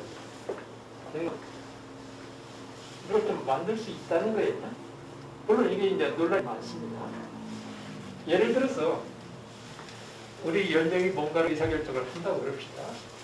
그럼 이제 토론을 하게 되면 아마 처음에는 자기 주장을 할 거예요. 그리고 자기 주장 속에서는 이렇게 해야 나한테 유리하다. 그런 생각이 들어가 있겠죠. 그럼 토론하다 보면 또 왜 그렇게 얘기하냐. 너는 이 입을 위해서 그런 거 아니냐. 그래서 그것은 뭔가 비판이 나올 거예요. 그리고 비판이 나오면서 뭔가 모든 사람들이 합리적이라고 생각하는 거예요. 그럼 그래도 모든 사람들은 다 공정하다고 생각하는 것들 그런 것들이 만들어지겠죠. 그래서 그런 것이 이제 그 좋은 어떤 여론을 만들어내는 게 이제 수 과정이라고 볼 수가 있습니다. 그래서 좋은 여론, 공론이 만들어지고 이게 정책으로 연결이 돼요. 그러니까 다시 얘기하면 시민들의 참여, 수구이 이런 걸 통해서 좋은 어떤 여론이 만들어지고 그것이 국회라든지 정부라든지 그런 데 반영이 돼가지고 그런 것들이 제대로 이루어질 때 이게 민주주의가 잘 되지는 거예요. 그래서 이건 어떻게 보면 아래로부터의 시민들의 어떤 역할이라고 볼 수가 있겠죠. 그 다음에 이것을 잘 받아들여가지고 이게 정당이라든지 국회라든지 이런 쪽에서 이걸 잘 정책적으로 연결시키는 이런 모습으로 이제 가지는데 제가 볼 때는 여기도 굉장히 갈등이 많죠. 요새 보면 뭐 이런 산업기계, 그 다음에 이제 촛불 환경 이런 거 보면 굉장히 생각이 달라요. 그 다음에 세대 간에도 좀 차이가 많은 것 같아요. 촛불 환경 같은 데는 정 사람들이 많은데 택기부대 같은 데는 이제 어르신들이 많으세요. 그게 뭐냐면 어르신들은 좀 옛날에 해왔던 게 나름대로 뭐 의미가 있다 그런 거고 젊은 사람은 미래가 더 중요하다 이제 그런 생각의 차이가 있는 거예요. 그러니까 여기도 이제 갈등이 많고 오히려 그 정당이나 국회는 여기서는 뭐 분쟁할 수밖에 없는 거지 생각이 다른 사람이 있습니다. 그런데 국회나 정당은 궁극적으로 문제를 해결할 수 있는 겁니다. 그래서 경쟁을 하더라도 여기서는 문제 해결을 해야 돼요. 그래야 문제를 해결해야 나라가 돌아가는 거죠. 근데 여기서는 오히려 여기서 갈등을 좁혀가지고 갈등이 오히려 이 아래로 내려와요. 그러니까 이제 사회가 전부 이제 갈등의 어떤 설들 속에 이제 빠지는 그런 상황이 된다. 그래서 지금 한국의 이제 민주주의는 일종의 하나의 중대한 기로에 좀 있는 거예요. 지금까지는 민주주의가 제대로 발전되고 하고 그랬는데 워낙 이제 갈등이 심하고 그 다음에 어떤 정치도 갈등이 심하다 보니까 이 갈등을 어떻게 우리가 넘을 수 있느냐 문제. 그리고 이 갈등을 넘어서기 위해서는 정치도 잘해야 되겠지만 우리 시민들이 좋은 시민들이 만들어지는 게 상당히 중요합니다. 그리고 이런 시민들이 역할을 많이 해야 되죠. 아마 저희들이 여기에 모여서 얘기하는 것도 그런 것을 하기 위해서 우리가 이제 서로 토론하는 자리라고 볼 수가 있어요. 한 가지만 좀 덧붙이겠습니다. 이런 걸 잘해야 되고 이 민주주의에서 우리는 바로 이제 민주주의 얘기할 때 정치적으로만 얘기를 해요. 그리고 이제 자본주의 사회에서는 경제 문제, 시장의 문제는 따로 떼어서 얘기를 한다고 그러는데 만약에 경제적으로 부상이 굉장히 심하다. 그럼 민주주의 제대로 될까요? 안 돼요. 왜냐면 아래부터 이제 불평등이 심하면 갈등이 기본적으로 잘 사는 사람과 못 사는 사람이 있으면 이걸 화해되기 어렵습니다. 생각보다 쉽지가 않아요. 그렇잖아요. 못 사는 사람 입장에서 볼 때는 자기가 열심히 일했는데 내가 못 산다 생각하면 그걸 당신이 참으라 이렇게 할 수가 있으니까 안 되는 거죠. 그러다 보니까 이 민주주의가 잘 되려면 뭐 완전한 평등은 아니지만 어느 정도 더불어 살 수 있는 평등의 기반이 갖춰져야 돼요. 그래서 그 민주주의의 하나의 조건이 상대적으로 상당히 평등한 어떤 그 경제적 조건이에요. 물론 사회주의처럼 완전한 평등을 추구하는 건 아니에요. 그냥 완전한 평등을 추구하면 또 자유가 훼손되는 측면이 있어요. 그렇기 때문에 완전한 것은 아니지만 그래도 사람이 더불어 살 수 있는 좀 더 열심히 들어간 사람도 더 벌다 하더라도 기본적으로 우리가 자기가 열심히 일한 것에 보상을 받는 그래 더불어 갈 수 있는 그런 경제적 기반이 갖춰지고 그런 위해서 이런 것들이 이제 제대로 될 때 우리가 이제 민주주의를 지킬 수 있다고 볼 수 있을 겁니다. 그래서 저는 한국의 민주주의가 역사가 한일운동부터 친다 하더라도 이제 한 100년 됐는데 지금 상당히 발전했는데 마지막 거기에 온 게 아닌가. 그래서 한 80 내지 90%까지 온 것 같아요. 근데 더 나은 민주주의를 한 단계 더 올라가려면 어떻게 되느냐. 그렇게 하려면 지금 얘기한 이런 부분, 특히 이제 갈등의 문제, 그런 문제를 뛰어넘을 수 있는 어떤 시민의 어떤 역량, 능력, 이런 것이 필요한데, 요새는 좀 뭐 전자민주주의, SNS라든지 그런 것 때문에 조금 이렇게 사람들이 시민주의를 할 수 있는 여지가 좀 많아졌는데, 조금 우려가 되겠습니다. 왜 그런가 하면 전자민주주의 처음에 이제 그냥 해줄 때는 이것이 잘 하면 이게 직접 만나는 비용을 줄여주면서도 직접 민주주의를 할 수 있는 기반이 될 수 있겠다 이런 생각이 드는데 어제 보니까 자기네들끼리만 모여서 얘기하고 그러다 보니까 남 얘기 안 들어요. 그러다 보니까 우리 확증 편향이라고 합니까? 그게 더 강해지는 것 같아요. 그러다 보니까 이게 어떻게 더 심해지고 제가 이제 학교에서 학생들을 가르치다 보면 학생들이 많이 했잖아요. SNS 많이 하는데 왜들 열심히 하냐고 어떤 학생들은 저 안 해요. 그래요. 왜 그러냐 그랬더니 처음에 상처를 받는 겁니다. 정치적 견해가 다르고자 그러면 서로 거기서 쌈나가지고 그다음부터 얘기를 안 하고 뭐 이렇게 되면서 의외로 상처받는 학생들이 많더라고요. 좋은 공론장이 아니죠. 좀 위에 합리적 토론하고 그래야 되는데 그냥 표를 발라서 나하고 다르면 뭐 상대방을 내버리는 그런 문화가 좀 있는 것 같아요. 그래서 이런 걸 잘 넘어서 가지고 한국 민주주의를 발휘시키는 게 우리의 거리가 아닌 것 같다는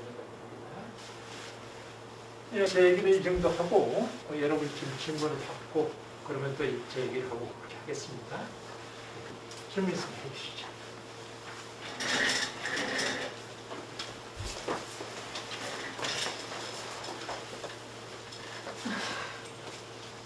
예. 민주주의 전시. 강의 잘 들었습니다. 질문을 하려고 그랬는데 사실 질문이라기보다 강의 들으면서 제가 이제 생각했던 것들에 대해서 교수님께서 굉장히 확실하게 이렇게 확신을 주신 것 같아요. 네, 그래서 굉장히 잘 들었고요. 저는 제가 이제 이 시민정치학교에 참여하게 된 이유가 보니까 저희 부에서 주민자치위원을 뽑고 있더라고요. 이제 부분적으로 시행하다가 이제 전체적으로 시행하면서 그래서 저는 그거에 대한 어떤 팁을 얻고 싶어서 일단 여기에 참여하게 됐고요. 제가 이제 강의를 듣다가 그 민주주의가 잘 실현되기 위해서 경제적인 기반에 대해서 말씀하셨는데요. 제가 최근에 그 부동산 가격에 대해서 이제 누구와 얘기를 하면서 이런 거죠. 들었던 생각이 왜 사람들이 이러는 거예요. 이거 자본주의 사회잖아. 어쩔 수 없어. 라고 얘기하는데 제가 생각했던 게 아니 우리가 꼭 자본주의를 하기로 뭐 언제 약속을 했나? 네. 그래서 이건 수평 자본주의 들어가야 되고 그 다음에 그게 이제 분배를 잘 하는 아까 평등선에서 말씀을 하셨잖아요. 그래서 그거에 대한 정책은 반드시 있어야 될 것 같아요. 제가 20년 이상을 직장 생활을 했어요. 신랑도 그렇고 맞벌이를 했는데 나름 고액 연봉자였어요. 둘 다. 근데 저희는 집 사는데 그리 관심이 없었거든요. 근데 결론은 10년을 벌어도 집 한 채 가격인 거예요. 항상. 근데 그거에 대해서 제가 이제 노동하지 않겠다 나는. 네, 그래서 노동을 기피하고 있는 상태고요. 그러니까 사회가 이렇게 되는 거예요. 우리 사회가 어느 순간 열심히 일하면 바보 취급받는 거 다 알고 계시잖아요. 그래서 뭐 그 북유럽이 이렇게 행복한 이유가 사실은 거기는 사회주의가 경제적으로 사회주의가 기반이 많이 있는 곳이잖아요. 근데 우리한테는 사회주의가 굉장히 이상한 용어로 들리는데 그것들에 대해서 저희가 이제 정책을 좀 청와대에서도 이렇게 하셨다고 하는데 그 분배에 대한 민주주의를 잘하기 위해서 분배를 어떻게 밀고 나갈 수 있는지 저는 정말 그 답을 알고 싶어요. 그 민주주의하고 자본주의 문제가 이게 여러 가지 문제를 발생시켰나? 왜냐하면 이제 우리가 자본주의 발전하면서 어떤 현상이 나타나냐면 정치하고 경제를 분리시켜버려요. 그리고 민주주의는 정치에만 한정된 것이다. 그리고 민주주의라는 게 경제까지 너무 안 된다. 그리고 이 경제 이제 시장은 그냥 놔둬라. 그런데 이제 그러면 어떤 현상이 발생할까? 여기서 이제 선거권은 다 주죠. 지금 선거권 뭐 안 주는 나라 별로 없을 거예요. 선거권을 정치적으로는 다 민주주의가 진행이 되는데 여기서 경제를 그냥 놔두면 불평등이 많이 됩니다. 우리 뭐 신자유주의라든지 그런 걸 보면, 지역 경제적으로 보면 그대로 시장한테 그냥 맡겨라. 많은 사람들이 그렇게 얘기를 하는데 그렇게 놔두면 불평등이 생기죠. 그러면 사람들이 어떤 얘기를 하냐면 선거권은 주어져 있는데 근데 사실 가난하면 정치적 영향도 없어요. 예를 들어서 가난한 사람과 그 삼성 이재용의 정치적 영향이 같겠습니까? 안 돼, 연결돼 있어요. 그러다 보니까 이 불평이 커지니까 민주주의가 이런 식이 되는 거예요. 민주주의가 밥 먹이 주냐. 이제 이런 비아냥이 나오는 겁니다. 여기는 민주주의가 여기서 끝나버린 거죠. 정치에서만 이제 끝나버리고, 형식적인 데만 끝나버리고, 실제 먹고 사는 문제까지 민주주의가 못 들어가는 거예요. 못 들어가면, 바로 여기서 이제 불평등이 생기는 겁니다. 그래서 대체적으로 우리가 인류적으로 볼 때, 좀 보수적인 사람, 좀 자유적인 사람은 욕을 구획을 시켜요. 그래서 돈 버는 문제를 가지고 오지 마라. 이렇게 얘기를 해요. 근데 좀 사회주의라든지, 평등의 문제에서 이제 생각하는 그런 이념들은 민주주의가 여기까지 들어가야 된다 생각을 해요. 그래서 여기서 완전한 평등을 만들고자 하는 게 우리가 사회주의라고 하는 그런 것이고, 그 다음에 완전한 평등은 아니지만 점진적으로 평등하게 만들어야 된다는 게 사회민주주의예요. 그래서 이제 사회민주주의라든지 또는 이게 불평등을 놔두니까 1920년대 말에 대공황이라는 게 왔습니다. 그러다 보니까 이건 안 되겠다. 시장 그냥 놔두면 안 되니까 국가가 개입을 해야 되겠다. 그래서 국가가 개입하는 방식이 우리 개인주의라고 얘기를 해요. 그래서 개인이라는 사람이 거시경제에 대해서는 국가가 개입해서 시장한테 맡겨놨더니 이게 공황이 일어나고 이게 그 사회가 무너지더라. 그래서 이제 거시경제를 하고 또 불평등이 커지니까 불평등을 줄이기 위해서 복지를 강화시키자. 그래서 복지국가를 나오는 거예요. 그렇게 하면서 여기에서 이제 불평등을 자꾸 표시시켜 나가는 그런 식으로 이제 민주주의가 발전했어요.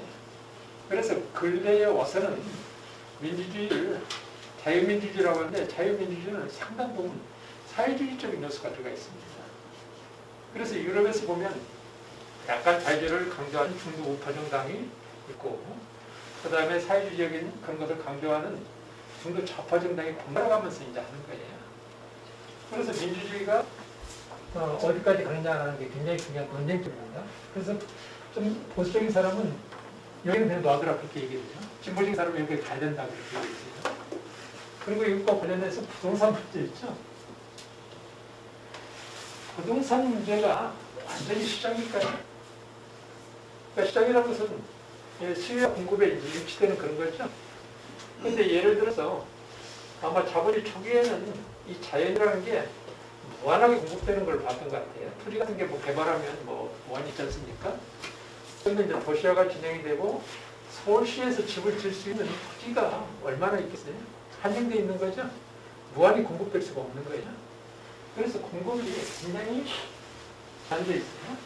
제한되어 있고 수요는 커지는데 거기다가 또 집 사면 또 값이 올라가죠. 그러니까 다르게 나오는 거예요. 그러다 보니까 수요와 공급 일치가 안 돼요. 그러다 보니까 토지는 제가 볼 때는 완전히 시장에 맡겨놓으면 특히 서울 같은 데 안 돼요. 그래서 나오는 게 뭐냐면 그걸 시장에 완전히 맡기면 안 된다. 토지에 대해서는 공개념이 들어가야 된다. 그래서 이제 토지 공개념이 나오는 거예요. 토지는 완전히 그 사적인 이익 추구의 대상이 아니고 하나의 공적인 게 들어가 있는 것이다. 그럼 토지에 이제 공개념이 들어가 있으면 국가가 개입해서 뭔가 공정하게, 토지를 공정하게 같이 나누고 활용할 수 있는 그런 방법을 찾아야 되겠죠. 그래서 이제 토지 공개념 문제가 굉장히 논쟁적입니다. 그래서 토지를 시장이라고 본 사람들은 개입해서는 안 된다 그렇게 보고, 그 다음에 토지는 일반 시장은 이제 다르기 때문에 국가가 개입해서 보다 같이 쓸 수 있는 그런 식으로 해야 된다라는 사람들이 공적인 생각을 가지고 있는 거예요. 바로 이제 토지 공개념 문제 때문에 제가 아까 이제 헌법 개정할 때 우리 헌법에 토지 공개념 개념이 있어요. 토지 공개념 개념이 있는데 그걸 좀 내가 강화시키려고 했어요. 그냥 워낙 서울에 경제가 너무 심하지 않습니까? 그래서 이제 강화시키려고 했는데 헌법이 이제 통보가 안 돼서 그러는데, 그래서 제 생각에는 모르겠습니다. 이것은 조금 시장이라고 생각하는 사람들은 자기가 그 숫자가지고 공부는 어떻게 하는 얘기 생각할 수도 있겠지만 열심히 만들어내는 부작용이 너무 크기 때문에 공적으로 개입을 해야 되는 게 맞는 게 아닌가라는 생각이 들어요. 그래서 이제 공적으로 이제 개입을 하고, 근데 이게 우리나라가 이제 그 서울이 너무 이제 밀집돼 있어가지고 토지 문제, 서울의 토지 문제 찾기가 쉽지가 않더라고요.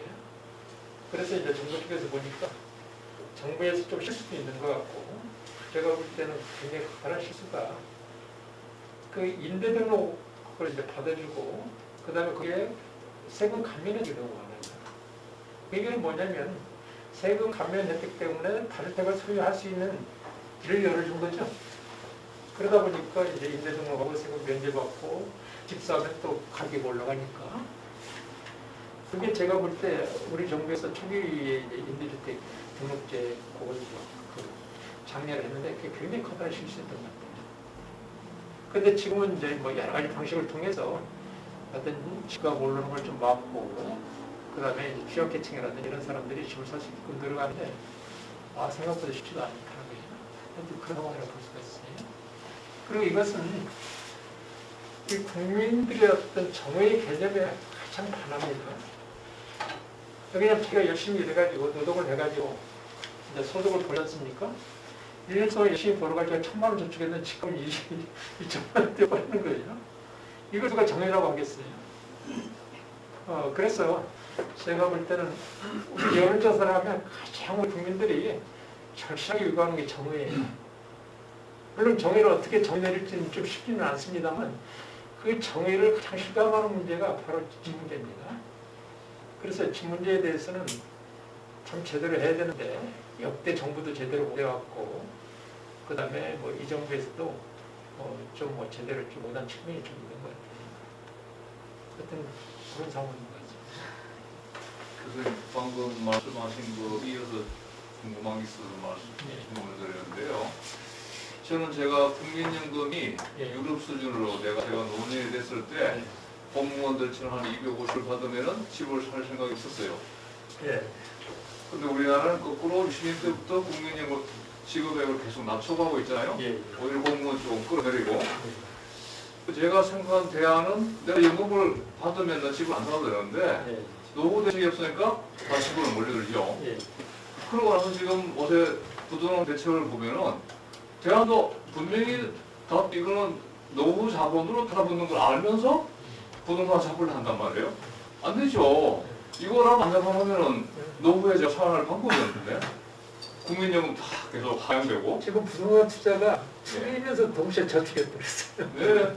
그래서 부동산 정책을 하는 그 정부가 알면서 일부러 모른 척하는지, 그렇죠? 국민연금 계속 하향시키는 거 봐서 알면서 부동산 대책에 대안이 노후연금을 주면 되는데 이건 모른 지 묻어두고 부동산은 자꾸 뭘 장난치거든요.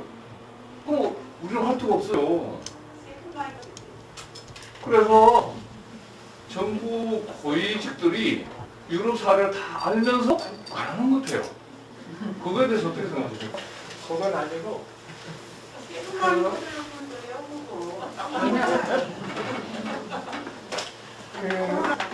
이런 것 같아요. 그 서양에서는 그 복지국가라는 거 그걸 언제부터 이제 만들어가 하면 시작은 굉장히 빨리 시작이 됐어요. 오히려 이제 독일에서 비스마르크라고 해가지고 뭐 굉장히 고정 사람이 그때 시작했는데 적어도 이제 1945년 2차 대전 이후에 서양에서 이제 복지국가를 본격적으로 만들었는데 제가 대충 보니까 지금 우리나라의 국민소득이 3만 불이지 않습니까? 근데 그쪽은 벌써 이제 10,000불 이렇게 됐을 때부터 복지국가를 막 만들었어요. 그래서 서양에서는 복지국가를 제대로 만드니까 연금이라든지 그걸 상당히 높아요. 그런데 한국은 경제 발전을 한다고 해가지고 복지를 일부 안 했어요. 그러다 보니까 우리가 지금 수원불이 됐는데 지금 GDP 대비 11.1% 정도로 복지비를 이제 쓰고 있어요. 그런데 한국의 이제 11.1%가 얼마나 작은가 하면 서양에서는 지금 복지비를 20% 내지 70% 쓰고 있습니다. 우리 2배 내지 한 2.5배 정도로 복지비를 이제 쓰고 있는 거예요. 그러니까 국민들한테 연금이라든지 충분히 주고 있는 거예요. 그러니까 우리가 경제 발전한다고 해가지고 복지를 안 했던 결과가 지금 바로 이제 그거라고 할 수가 있어요. 제가 이제 11.2%를 다른 나라와 한번 비교를 해봤습니다. 다른 나라가 언제 11.2%, GDP의 11.2%를 썼을까? 그렇게 보니까 유럽에서는 1960년대 초더라고요. 그럼 지금 우리가 1920년이니까 한국하고 비교하면 우리가 몇 년 떨어진 거예요? 60년씩 떨어진 거죠? 그 다음에 일본하고 비교를 해봤어요. 여기는 뭐 유럽하고는 좀 맥락이 다르니까 일본이 1980년 초에 GDP의 11.1%를 썼더라고요. 한국의 복지가 일본에 비해 40년 뒤 떨어졌어요. 그러니까 한국이 경제 발전을 했지만 경제 발전의 이름으로 이제 복지국가를 안 한 결과가 지금 연금이라든지 여러 가지 문제가 있는 거예요. 그렇게 되니까 우리 국민들이 이게 뭐 누구 대책이 안 쓰는 거잖아요. 대책이 안 쓰니까 지금은 부동산이 과거에 이제 투기라고 생각했죠. 왜냐하면 과거에는 저축을 해가지고 그래도 이자율이 좀 높으니까 적금이라든지 이런 거 많이 들었잖아요. 근데 지금은 이자율이 굉장히 떨어져 버렸어요. 그러니까 지금은 투기인 동시에 또 하나는 저축이에요. 왜냐하면 부동산을 묻어놔야 되죠. 부동산을 묻어놔야 내가 나이가 들었을 때 그래도 좀 이게 노후대책이 되는 거예요. 그래서 이런 게 다 같이 연결돼 있어요. 복지국가를 제대로 안 했기 때문에 국민들이 어떻게 보면 또 이자율이 떨어지고 그렇게 되니까 부동산에 투자할 수밖에 없고 또 투자를 하고 또 소를 집중돼 있고 그러니까 또 이걸 또 정부 분류 잘 안 잡히고 그러면서 어떻게 보면 이게 하루아침에 만들어진 게 아니라 그냥 몇십 년 동안 이게 누적이 돼가지고 얽혀설켜간 그런 결과라고 볼 수가 있어요. 그래서 이것을 해하려면 제가 볼 때 이 복지를 늘려야 돼요. 그런데 이것은 돈이 들어가는 문제죠. 그래서 이제 세금을 좀 먹어야 돼요. 세금을 좀 먹어야 되는데 국민들 힘드니까 그 세금 부분에 대해서는 국민들이 상당히 예민해요. 그래도 여론조사를 하면 돈이 제대로 쓰인다면 내 세금 더 내겠다. 이런 게 한 50% 이상 나오더라고요.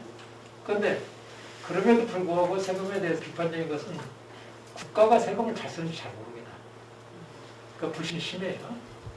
그 다음에 또 하나는 좀 보수언론 이런 쪽에서 세금 폭탄 얘기를 하죠. 세금 얘기로 그걸 폭탄으로 연결시키거든요. 왜냐하면 세금을 걷게 되면 아무래도 돈 많이 버는 사람들이 많이 내고 있어요. 여기는 세금이 무조건 그렇게 돼 있어요. 그래서 이제 누적적으로 돼 있기 때문에 세금을 거두면 돈 많이 많은 사람들이 많이 내는데 이 사람들이 세금 많이 내기 싫어해요. 그래서 이제 그걸 뭐라고 하냐면 폭탄이라고, 세금 폭탄이라고 해가지고 세금 폭탄을 막 저기 해버리면 여론이 이제 그렇게 돌아가 버려요. 그래서 세금을 조금 올려야 되는데 그게 쉽지가 않아요. 근데 제가 볼 때는 그 여론조사 했을 때 돈이 제대로 쓰인다면 난 더 낼 수 있겠다라는 그 의견이 저는 상당히 중요하다고 생각해요. 제가 이제 교수생활 하면서 제가 다니는 학교는 봉급을 많이 주지 않더라고요. 많이 주진 않는데 1년 동안 하면 여러분들 연말정산 하시죠? 예. 연말정산을 잘하면 한 200내지 300이 다시 나오더라고요. 나오는데 기분이 좋더라고요. 돈이 나오니까. 근데 가만히 생각해보니까 만약에 국가에서 제대로 쓴다면 나 안 받겠다 이런 생각도 들더라고요. 어차피 그건 어떻게 공동 같은 느낌도 들어요. 그래서 내가 자발적으로 이렇게 내기는 어렵겠지만 만약 그 정부 쪽에서 돈을 잘 쓸 테니까 세금을 조금 환급 덜 해줘도 되겠다라는 그런 생각을 한번 해본 적이 있는데 그래서 제가 볼 때 세금을 좀 더 내려면 우리 국민들이 정부가 조금 국민들한테 신뢰를 줘야 되고 그 다음에 이제 그 가진 사람들 있죠? 이 사람들이 좀 변해야 돼요. 그리고 안 가진 사람들도 무조건 세금 안 내겠다는 게 아니라 조금이라도 좀 내줘야 돼요. 조금이라도 안 가진 사람도 기본적으로 좀 내주고 돈 많이 번 사람도 많이 내고 그렇게 하면서 세금에 대한 어떤 공적 합의 같은 게 좀 있어야 되는데 그게 쉽지가 않더라고요. 그래서 제일 큰 문제가 이 문제예요. 왜 그런가 하면 우리 사회가 굉장히 이제 고령화되고 있어요. 그래서 이제 나이 드신 분들이 굉장히 많은데 거기서 가장 커다란 문제가 바로 이제 그 연금의 문제, 그 문제가 있고 또 하나 이제 건강 문제입니다. 건강보험료. 그래서 건강보험료가 굉장히 급속하게 올라가게 지금 돼 있어요. 그래서 이게 굉장히 이제 그 이게 드라마틱하게 이제 올라가는데 이게 뭐 이제 세금을 더 걷든지 그렇다면 비용을 줄여야 되는데 앞으로 굉장히 큰 문제인데 연금 개혁 문제라든지 그 다음에 건강보험료 문제 이런 문제는 돈하고 연관된 문제에서 정부에서 선을 준서예요. 그냥 문제를 해결해야 되는데 그 문제 선대는 어떻게 됩니까? 진도가 떨어져 버리죠. 그래서 좀 판별력이 비슷하게 자꾸 좀 미루는 측면이 좀 있어요. 하여튼 그런 문제들이 좀 같이 여기 있다고 좀 보시면 되는데 하여튼 제가 볼 때는 참 큰 문제예요. 복지국가는 안 만들어 놨는데 그러다 보니까 부동산 사는 문제를 어떻게 보면 비난할 수도 있지만 어떻게 보면 비난할 수도 없어요. 그게 저축이 돼버린 측면이 좀 있기 때문에 그래서 이런 문제를 좀 미리 이럴 때 해야 되는데 제대로 이제 못한 그런 측면인데 하여튼 지금이라도 어떻게 그걸 잘 해결해야 되는 그런 문제가 있습니다. 예, 또 다른 분 보시죠.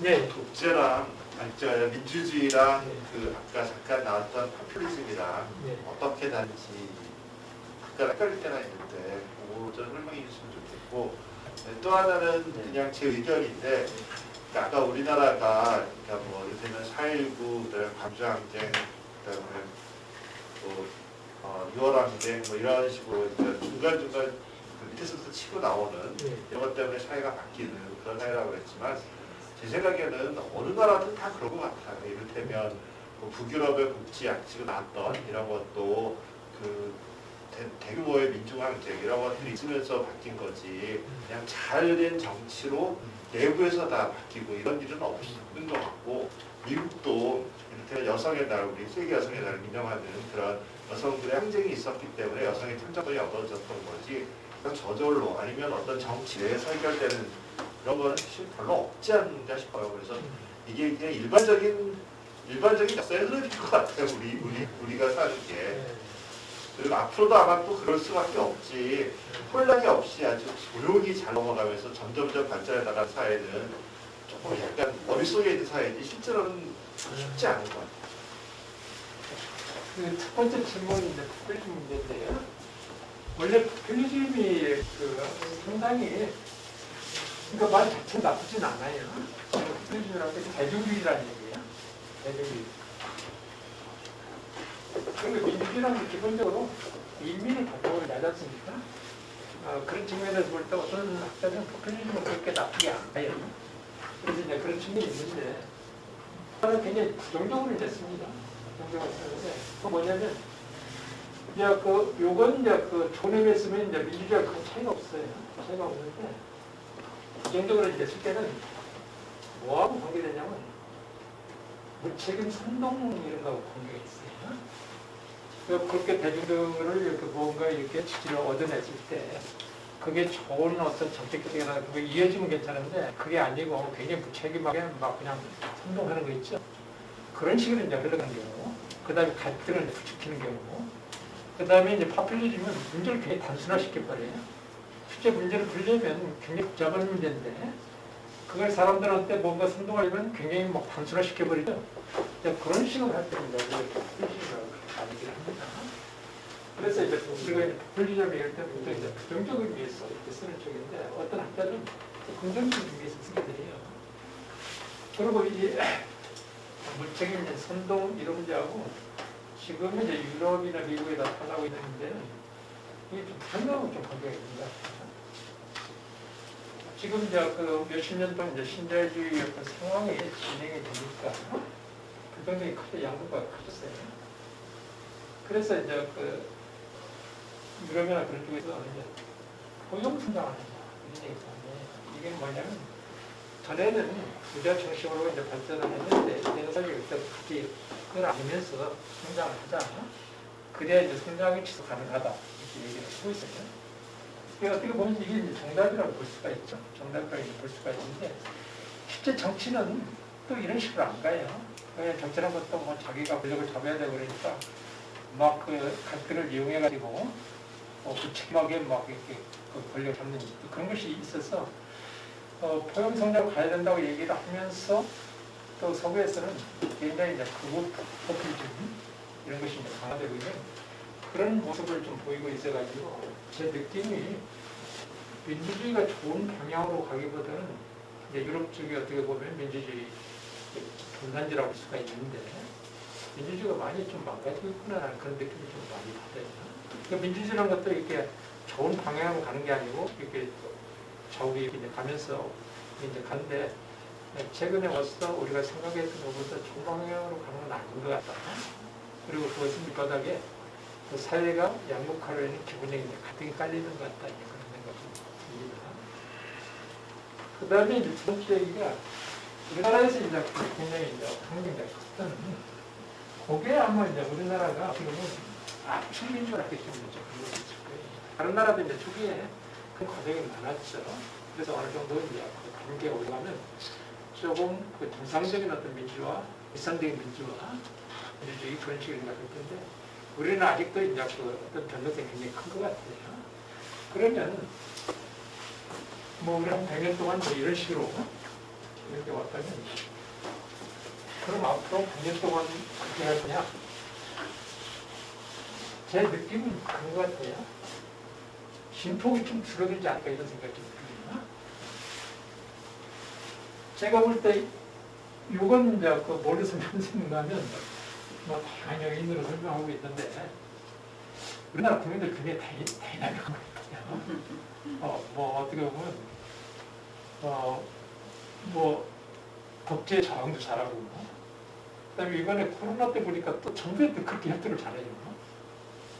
그래서 국민들의 어떤 자기의 어떤 적에 맞추면 화도 잘 내고, 또 어떤 때 뭐 정부의 도움도 잘 주고, 그래서 그 역동적인 어떤 그런 뭐 특징을 가지고 있는 게 아닌가 이런 생각이 드는데, 그렇다고 해가지고 언제까지나 이제 그러진 않겠죠. 뭔가 일상화되고 좀 이게 사회가 좀 저기 하면 불화를 좀 줄여들면서 좀 민주주의가 좀 일상화되지 않을까.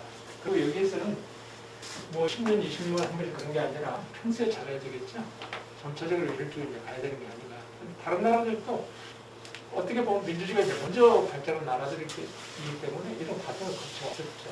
근데 뭐 우리나라가 이런 편은 좀 모르겠지만, 다른 나라는 그래도 어느 정도 좀 평탄한 그쪽으로 갔는데, 우리도 이제 조금씩 이렇게 가는 것 같고, 여기서 이제 중요한 것은 과거에 이제 항쟁 그런 것보다는 평소에 이제 민주주의를 잘하는 문제 이런 게 좀 필요하다니까. 그러니까 예를 들어서 이건 좀 논란이 좀 될 수도 있는 얘기인데, 우리 운동권이 어떻게 보면 항쟁을 잘했잖아요. 뭐 항쟁 굉장히 얘기하고 있는데 모르겠습니다. 최근에 와서는 더 중요한 게 사회적 합의가 중요합니다. 사회적 합의, 그다음에 협치. 전에는 이렇게 싸워가지고 대처하는 그런 문화 있지 않습니까? 근데 그것은 뭐 초기 단계에서 워낙 그 갈등이 많고 그러면 그 격차가 심하고 그러면 그럴 수밖에 없는데 격차가 어느 정도 좀 좁혀지고 또는 좀 성숙하면 이제는 좀 그 싸워서 이기는 문제라기보다는 서로 어떻게 보면 소통을 하면서 문제를 해결해 나가는 그런 문화 그런 걸 좀 바꿔나가야 되지 않을까 이런 생각이 좀 들어요. 예. 특별히 먼저 지금 정치적인 민주화는 여러 가지 운동이 있었는데 경제적 민주화 운동을 했던 사례가 특이고요. 사실 근데 경제적 민주화라는 게 제가 생각할 때 뭐 이렇게 세금을 올리고 4대보험을 확장시키고 이런 것들은 제도적으로 만들어내는 과정들이 경제적 민주화인지 아니면 또 다른 개념에서 경제적인 행위를 할 때도 민주적 의사결정과는 여러 가지 과정이 있을 텐데 경제 주체로서 이 민주적인 어떤 참여 방식이 개념에 포함되지 않는 점이 있어요. 예를 들어서 뭐 어떤 사람들은 소액 그 자본주의 소액 주주운동 같은 거라든지 아니면 또 노사 경영 참여라든지 이런 것들 자체가 경제 행위를 할 때 의사결정들의 민주적 과정에서 포함되지 않으면 사실은 뭐 이 나라에서 해주는 거 아니에요? 뭐 4대 보험을 확대시키든지 정치권에서 넣는 제도적인 부분 문제라 그런 사례들이라든지 어떤 그런 운동 사례들이 있나 궁금하네요. 경제민주주의의 핵심적인 부분은 아마 주로 이제 우리 이제 그 시민들이 참여하는 것은 주로 정치적인 부분 많이 참여하죠. 경제부 참여 여지가 좀 적어요. 소비자 운동이라든지 그다음에 노동자가 뭐 이렇게 한다든지 뭐 그런 정도인데 어떤 경제 민주화의 개념은 워낙 경제 주체들 사이에서도 이제 갭이 커요. 대기업, 자본기업, 중소기업, 자영업, 그리고 노동자 이 사이에 이게 워낙 힘의 차이가 너무 큰 거예요. 그러다 보니까 이게 어떻게 보면 같이 대등한 입장에 설 수가 없는 거죠.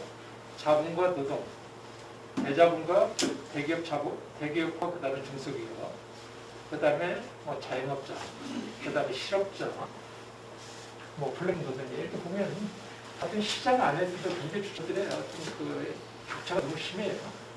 그래서 그걸 좀 줄여줘야 돼요. 그래서 우리가 이제 경제 민주화라고 할 때 그 격차를 어떻게 줄여주느냐. 그리고 이제 경제 민주화의 상당 부분은 주로 이제 법이나 제도 이런 문제를 많이 해요.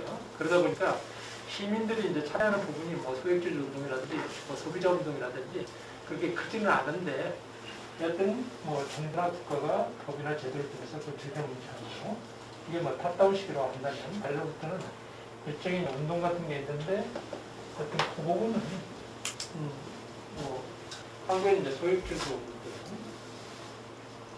그다음에 또 이쪽은 대중운동이 그렇게 많지는 않은 건데 제일 큰 것은 이제 노동운동인 것 같습니다. 노동운동. 그다음에 뭐 경영의 노동자들이 이제 참여한다든지 뭐 이런 문제. 그리고 노동자가 아니고 시민으로서는 주로 뭐 소비자 운동이라든지 그런 것일 것 같아요. 작년부터 그 검찰 개혁, 사법 개혁, 언론 개혁이 큰 파도를 있는데요. 뭐 습다 전부 다 그냥 독재의 선두 같아요. 예. 그 이전 선진국들은 그 검찰 어떻게 운영하는 것이 우리한테 제일 좋을지 또 사법개혁 사실 그 뭐 체열 그 횡령 노동하던 신분 고초 겪었고 한명숙 총리 2년 동안 징역 살아셨고 그에 무지하게 많은 그 여러 가지 그 재판부의 양승태 대법관 시절에 저질렀던 뭐 KTX 사건부터 시작해가지고 자살한 분도 많고 뭐 과거사 문제 그 억울하게 다시 돈을 뺏겨가지고 그냥 이 땅을 떠나신 분도 많고 좋은 사람도 많고 이렇게 잘못되는 판결을 하는 사법부 대한민국은 어떤 식으로다가 이렇게 개선을 해나가야 되는지 그 여러분들 그 우리나라 역사를 생각하면 제가 이제 강연 같은 데 가면 항상 그 얘기를 해요. 왜 검찰이 강할까? 왜 사법부가 강할까? 왜 국정원이 강할까? 그냥 우리 이제 권력기관이라고 그러죠. 권력기관. 권력을 행사하는 이제 기관인데, 여기 이제 주로 어떤 때 권력을 이제 갖게 되는 방공국이. 그 한국에서는 해방 후에 초기다 20만 단계 이제 방공국이 강화됐었죠. 그 이런 이제 경험을 하나 있고, 그 다음에 두 번째는 이제 산업화를 했습니다. 그러다 보니까 여러분들 정부 안에 기획재정부라고 있죠. 기획재정부가 예산을 이렇게 분배를 해요. 굉장히 강해요. 여기서 예산 안 주면 일을 못해요. 그래서 다른 부처라든지 지방자치단체 쪽에서는 기획부에 가가지고 기재부에 가가지고 우리 예산 좀 주세요. 그러면 줄까 말까 힘이 굉장히 강해요. 제가 볼 때는 아프리카 산업화 시대에 산물이라고 봐요. 그러니까 우리 역사가 관공독재, 그 다음에 개발독재 이런 과정을 통해서 강했던 기관들이 있죠. 강했던 기관들이 민주화가 되고 그렇게 되면서 권력이 분산돼야 되는데 그대로 남아있는 거예요. 남아있고 옛날식의 그런 행동을 하는 거예요. 그러다 보니까 그 권력 남용이 되는 겁니다. 그래서 저는 기본적으로 볼 때 우리나라 역사에 따라서 검찰이라든지 국리라든지요, 국정원 같은 데 강할 이유가 없잖아요. 근데 옛날에 이제 권력 흔적이 남아있는 겁니다. 그 다음에 이제 기재부가, 지금 제가 생각할 때는 기재부가 강해야 되는 게 아니고, 오히려 강해야 되는데, 오히려 복지부 같은 데가 강해야 돼요.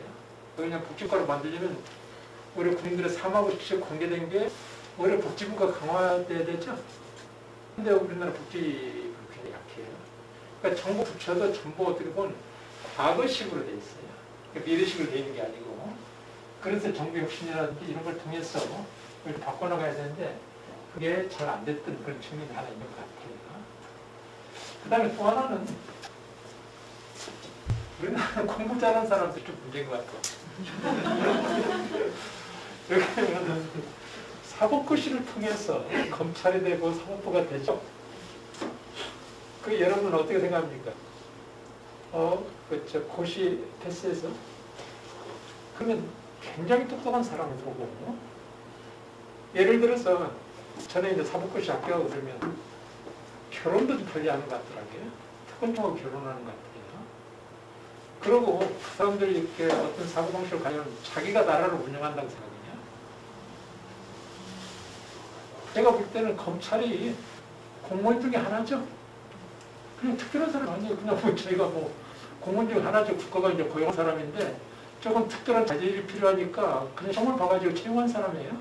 그러면 공무원 중에 하나인데 자기가 공부 잘했으니까요. 뭐 1, 2등, 학교 다닐 때 1, 2등 했으니까 자기가 나라를 운영한다고 생각해요.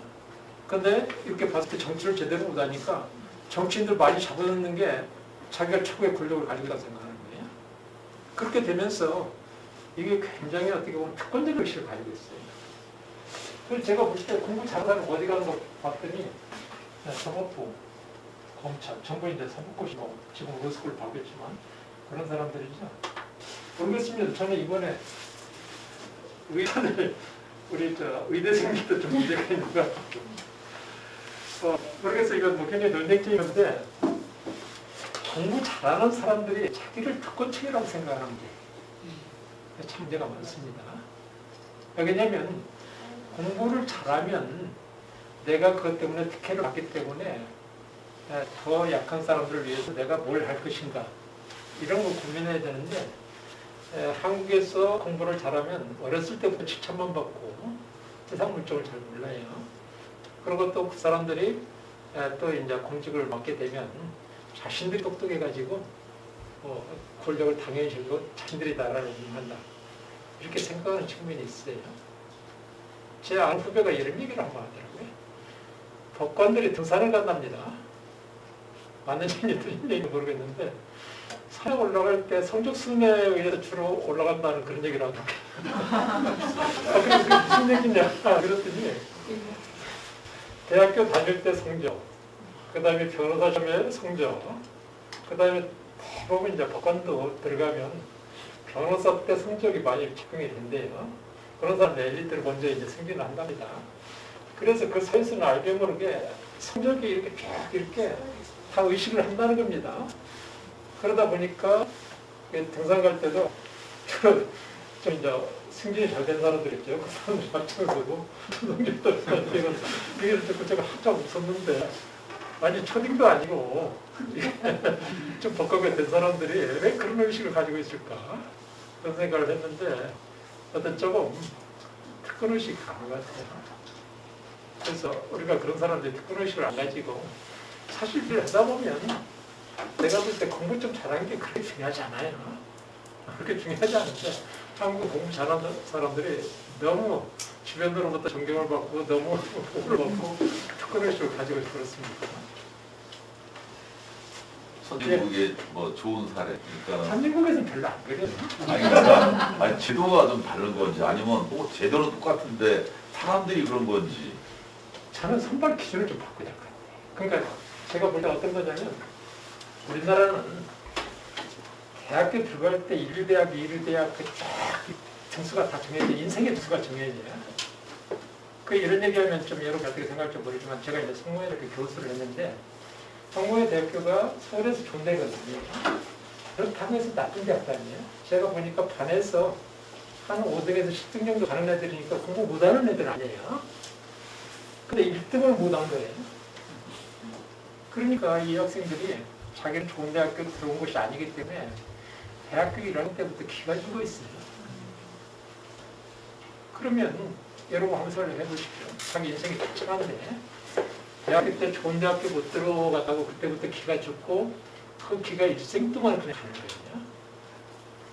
이게 얼마나 잔인합니까? 공부 좀 못했다고 해가지고 기가 죽어가지고 그때부터 저기 하는 그러니까 한국 사회는 일종의 학벌 신분 사회적인 측면이 굉장히 강합니다. 그리고 다시 한번 이게 좀 재개해가지고 볼 수 있는 그런 기회가 안 주어져요. 그렇게 되니까 대학교 때 경쟁이 그렇게 심한 겁니다. 그리고 그 경쟁에서 대학교 때 그 경쟁에서 승리한 사람들의 특권을 일생 동안 가져가기 때문에 그들이 가지고 있는 어떤 오열의식, 솔직히 못한 사람들의 어떤 절망감 이게 너무 심한 거예요. 그래서 그런 걸 좀 고쳐줘야 되는데 한국에서 특히 학벌이 그런 걸 많이 주장하고 있어요. 다른 학교에서는 아니 다른 나라에서는 뭐 나라가 좀 다르지만 우리나라처럼 그렇게 학벌이 그렇게 심하지 않아요. 예, 또 마지막으로 언론개혁. 아니, 한번 하셨습니다. 언론개혁. 그건 이제 앞으로 학교 진행할 거니까 다음에 말씀하세요. 마지막으로 한 번만. 없으면 안 받겠습니다. 언론개혁이가 또. 나중에 왜냐하면 유럽으로 가시는 게 나을 것 같아요. 다음 시간에 독일에서 오신 분이 오십니다. 그 전에 프랑크푸르트 비행 티켓을 부탁을 해보겠습니다. 그래서 그분이 독일에서 유학하신 분이에요. 그래서 독일 사회를 굉장히 잘 알고 우리하고 대전에 친분이 많기 때문에 그분한테 좋은 질문하시면 좋은 내용을 많이 들으실 수 있을 것 같습니다. 오늘 정치의 민주주의의 역사부터 또 정책위원장으로 계셨다는 이유로 정책 부분까지 쉼없이 귀한 말씀해 주신 정혜기 교수님께 다시 한번 큰 박수 부탁드립니다.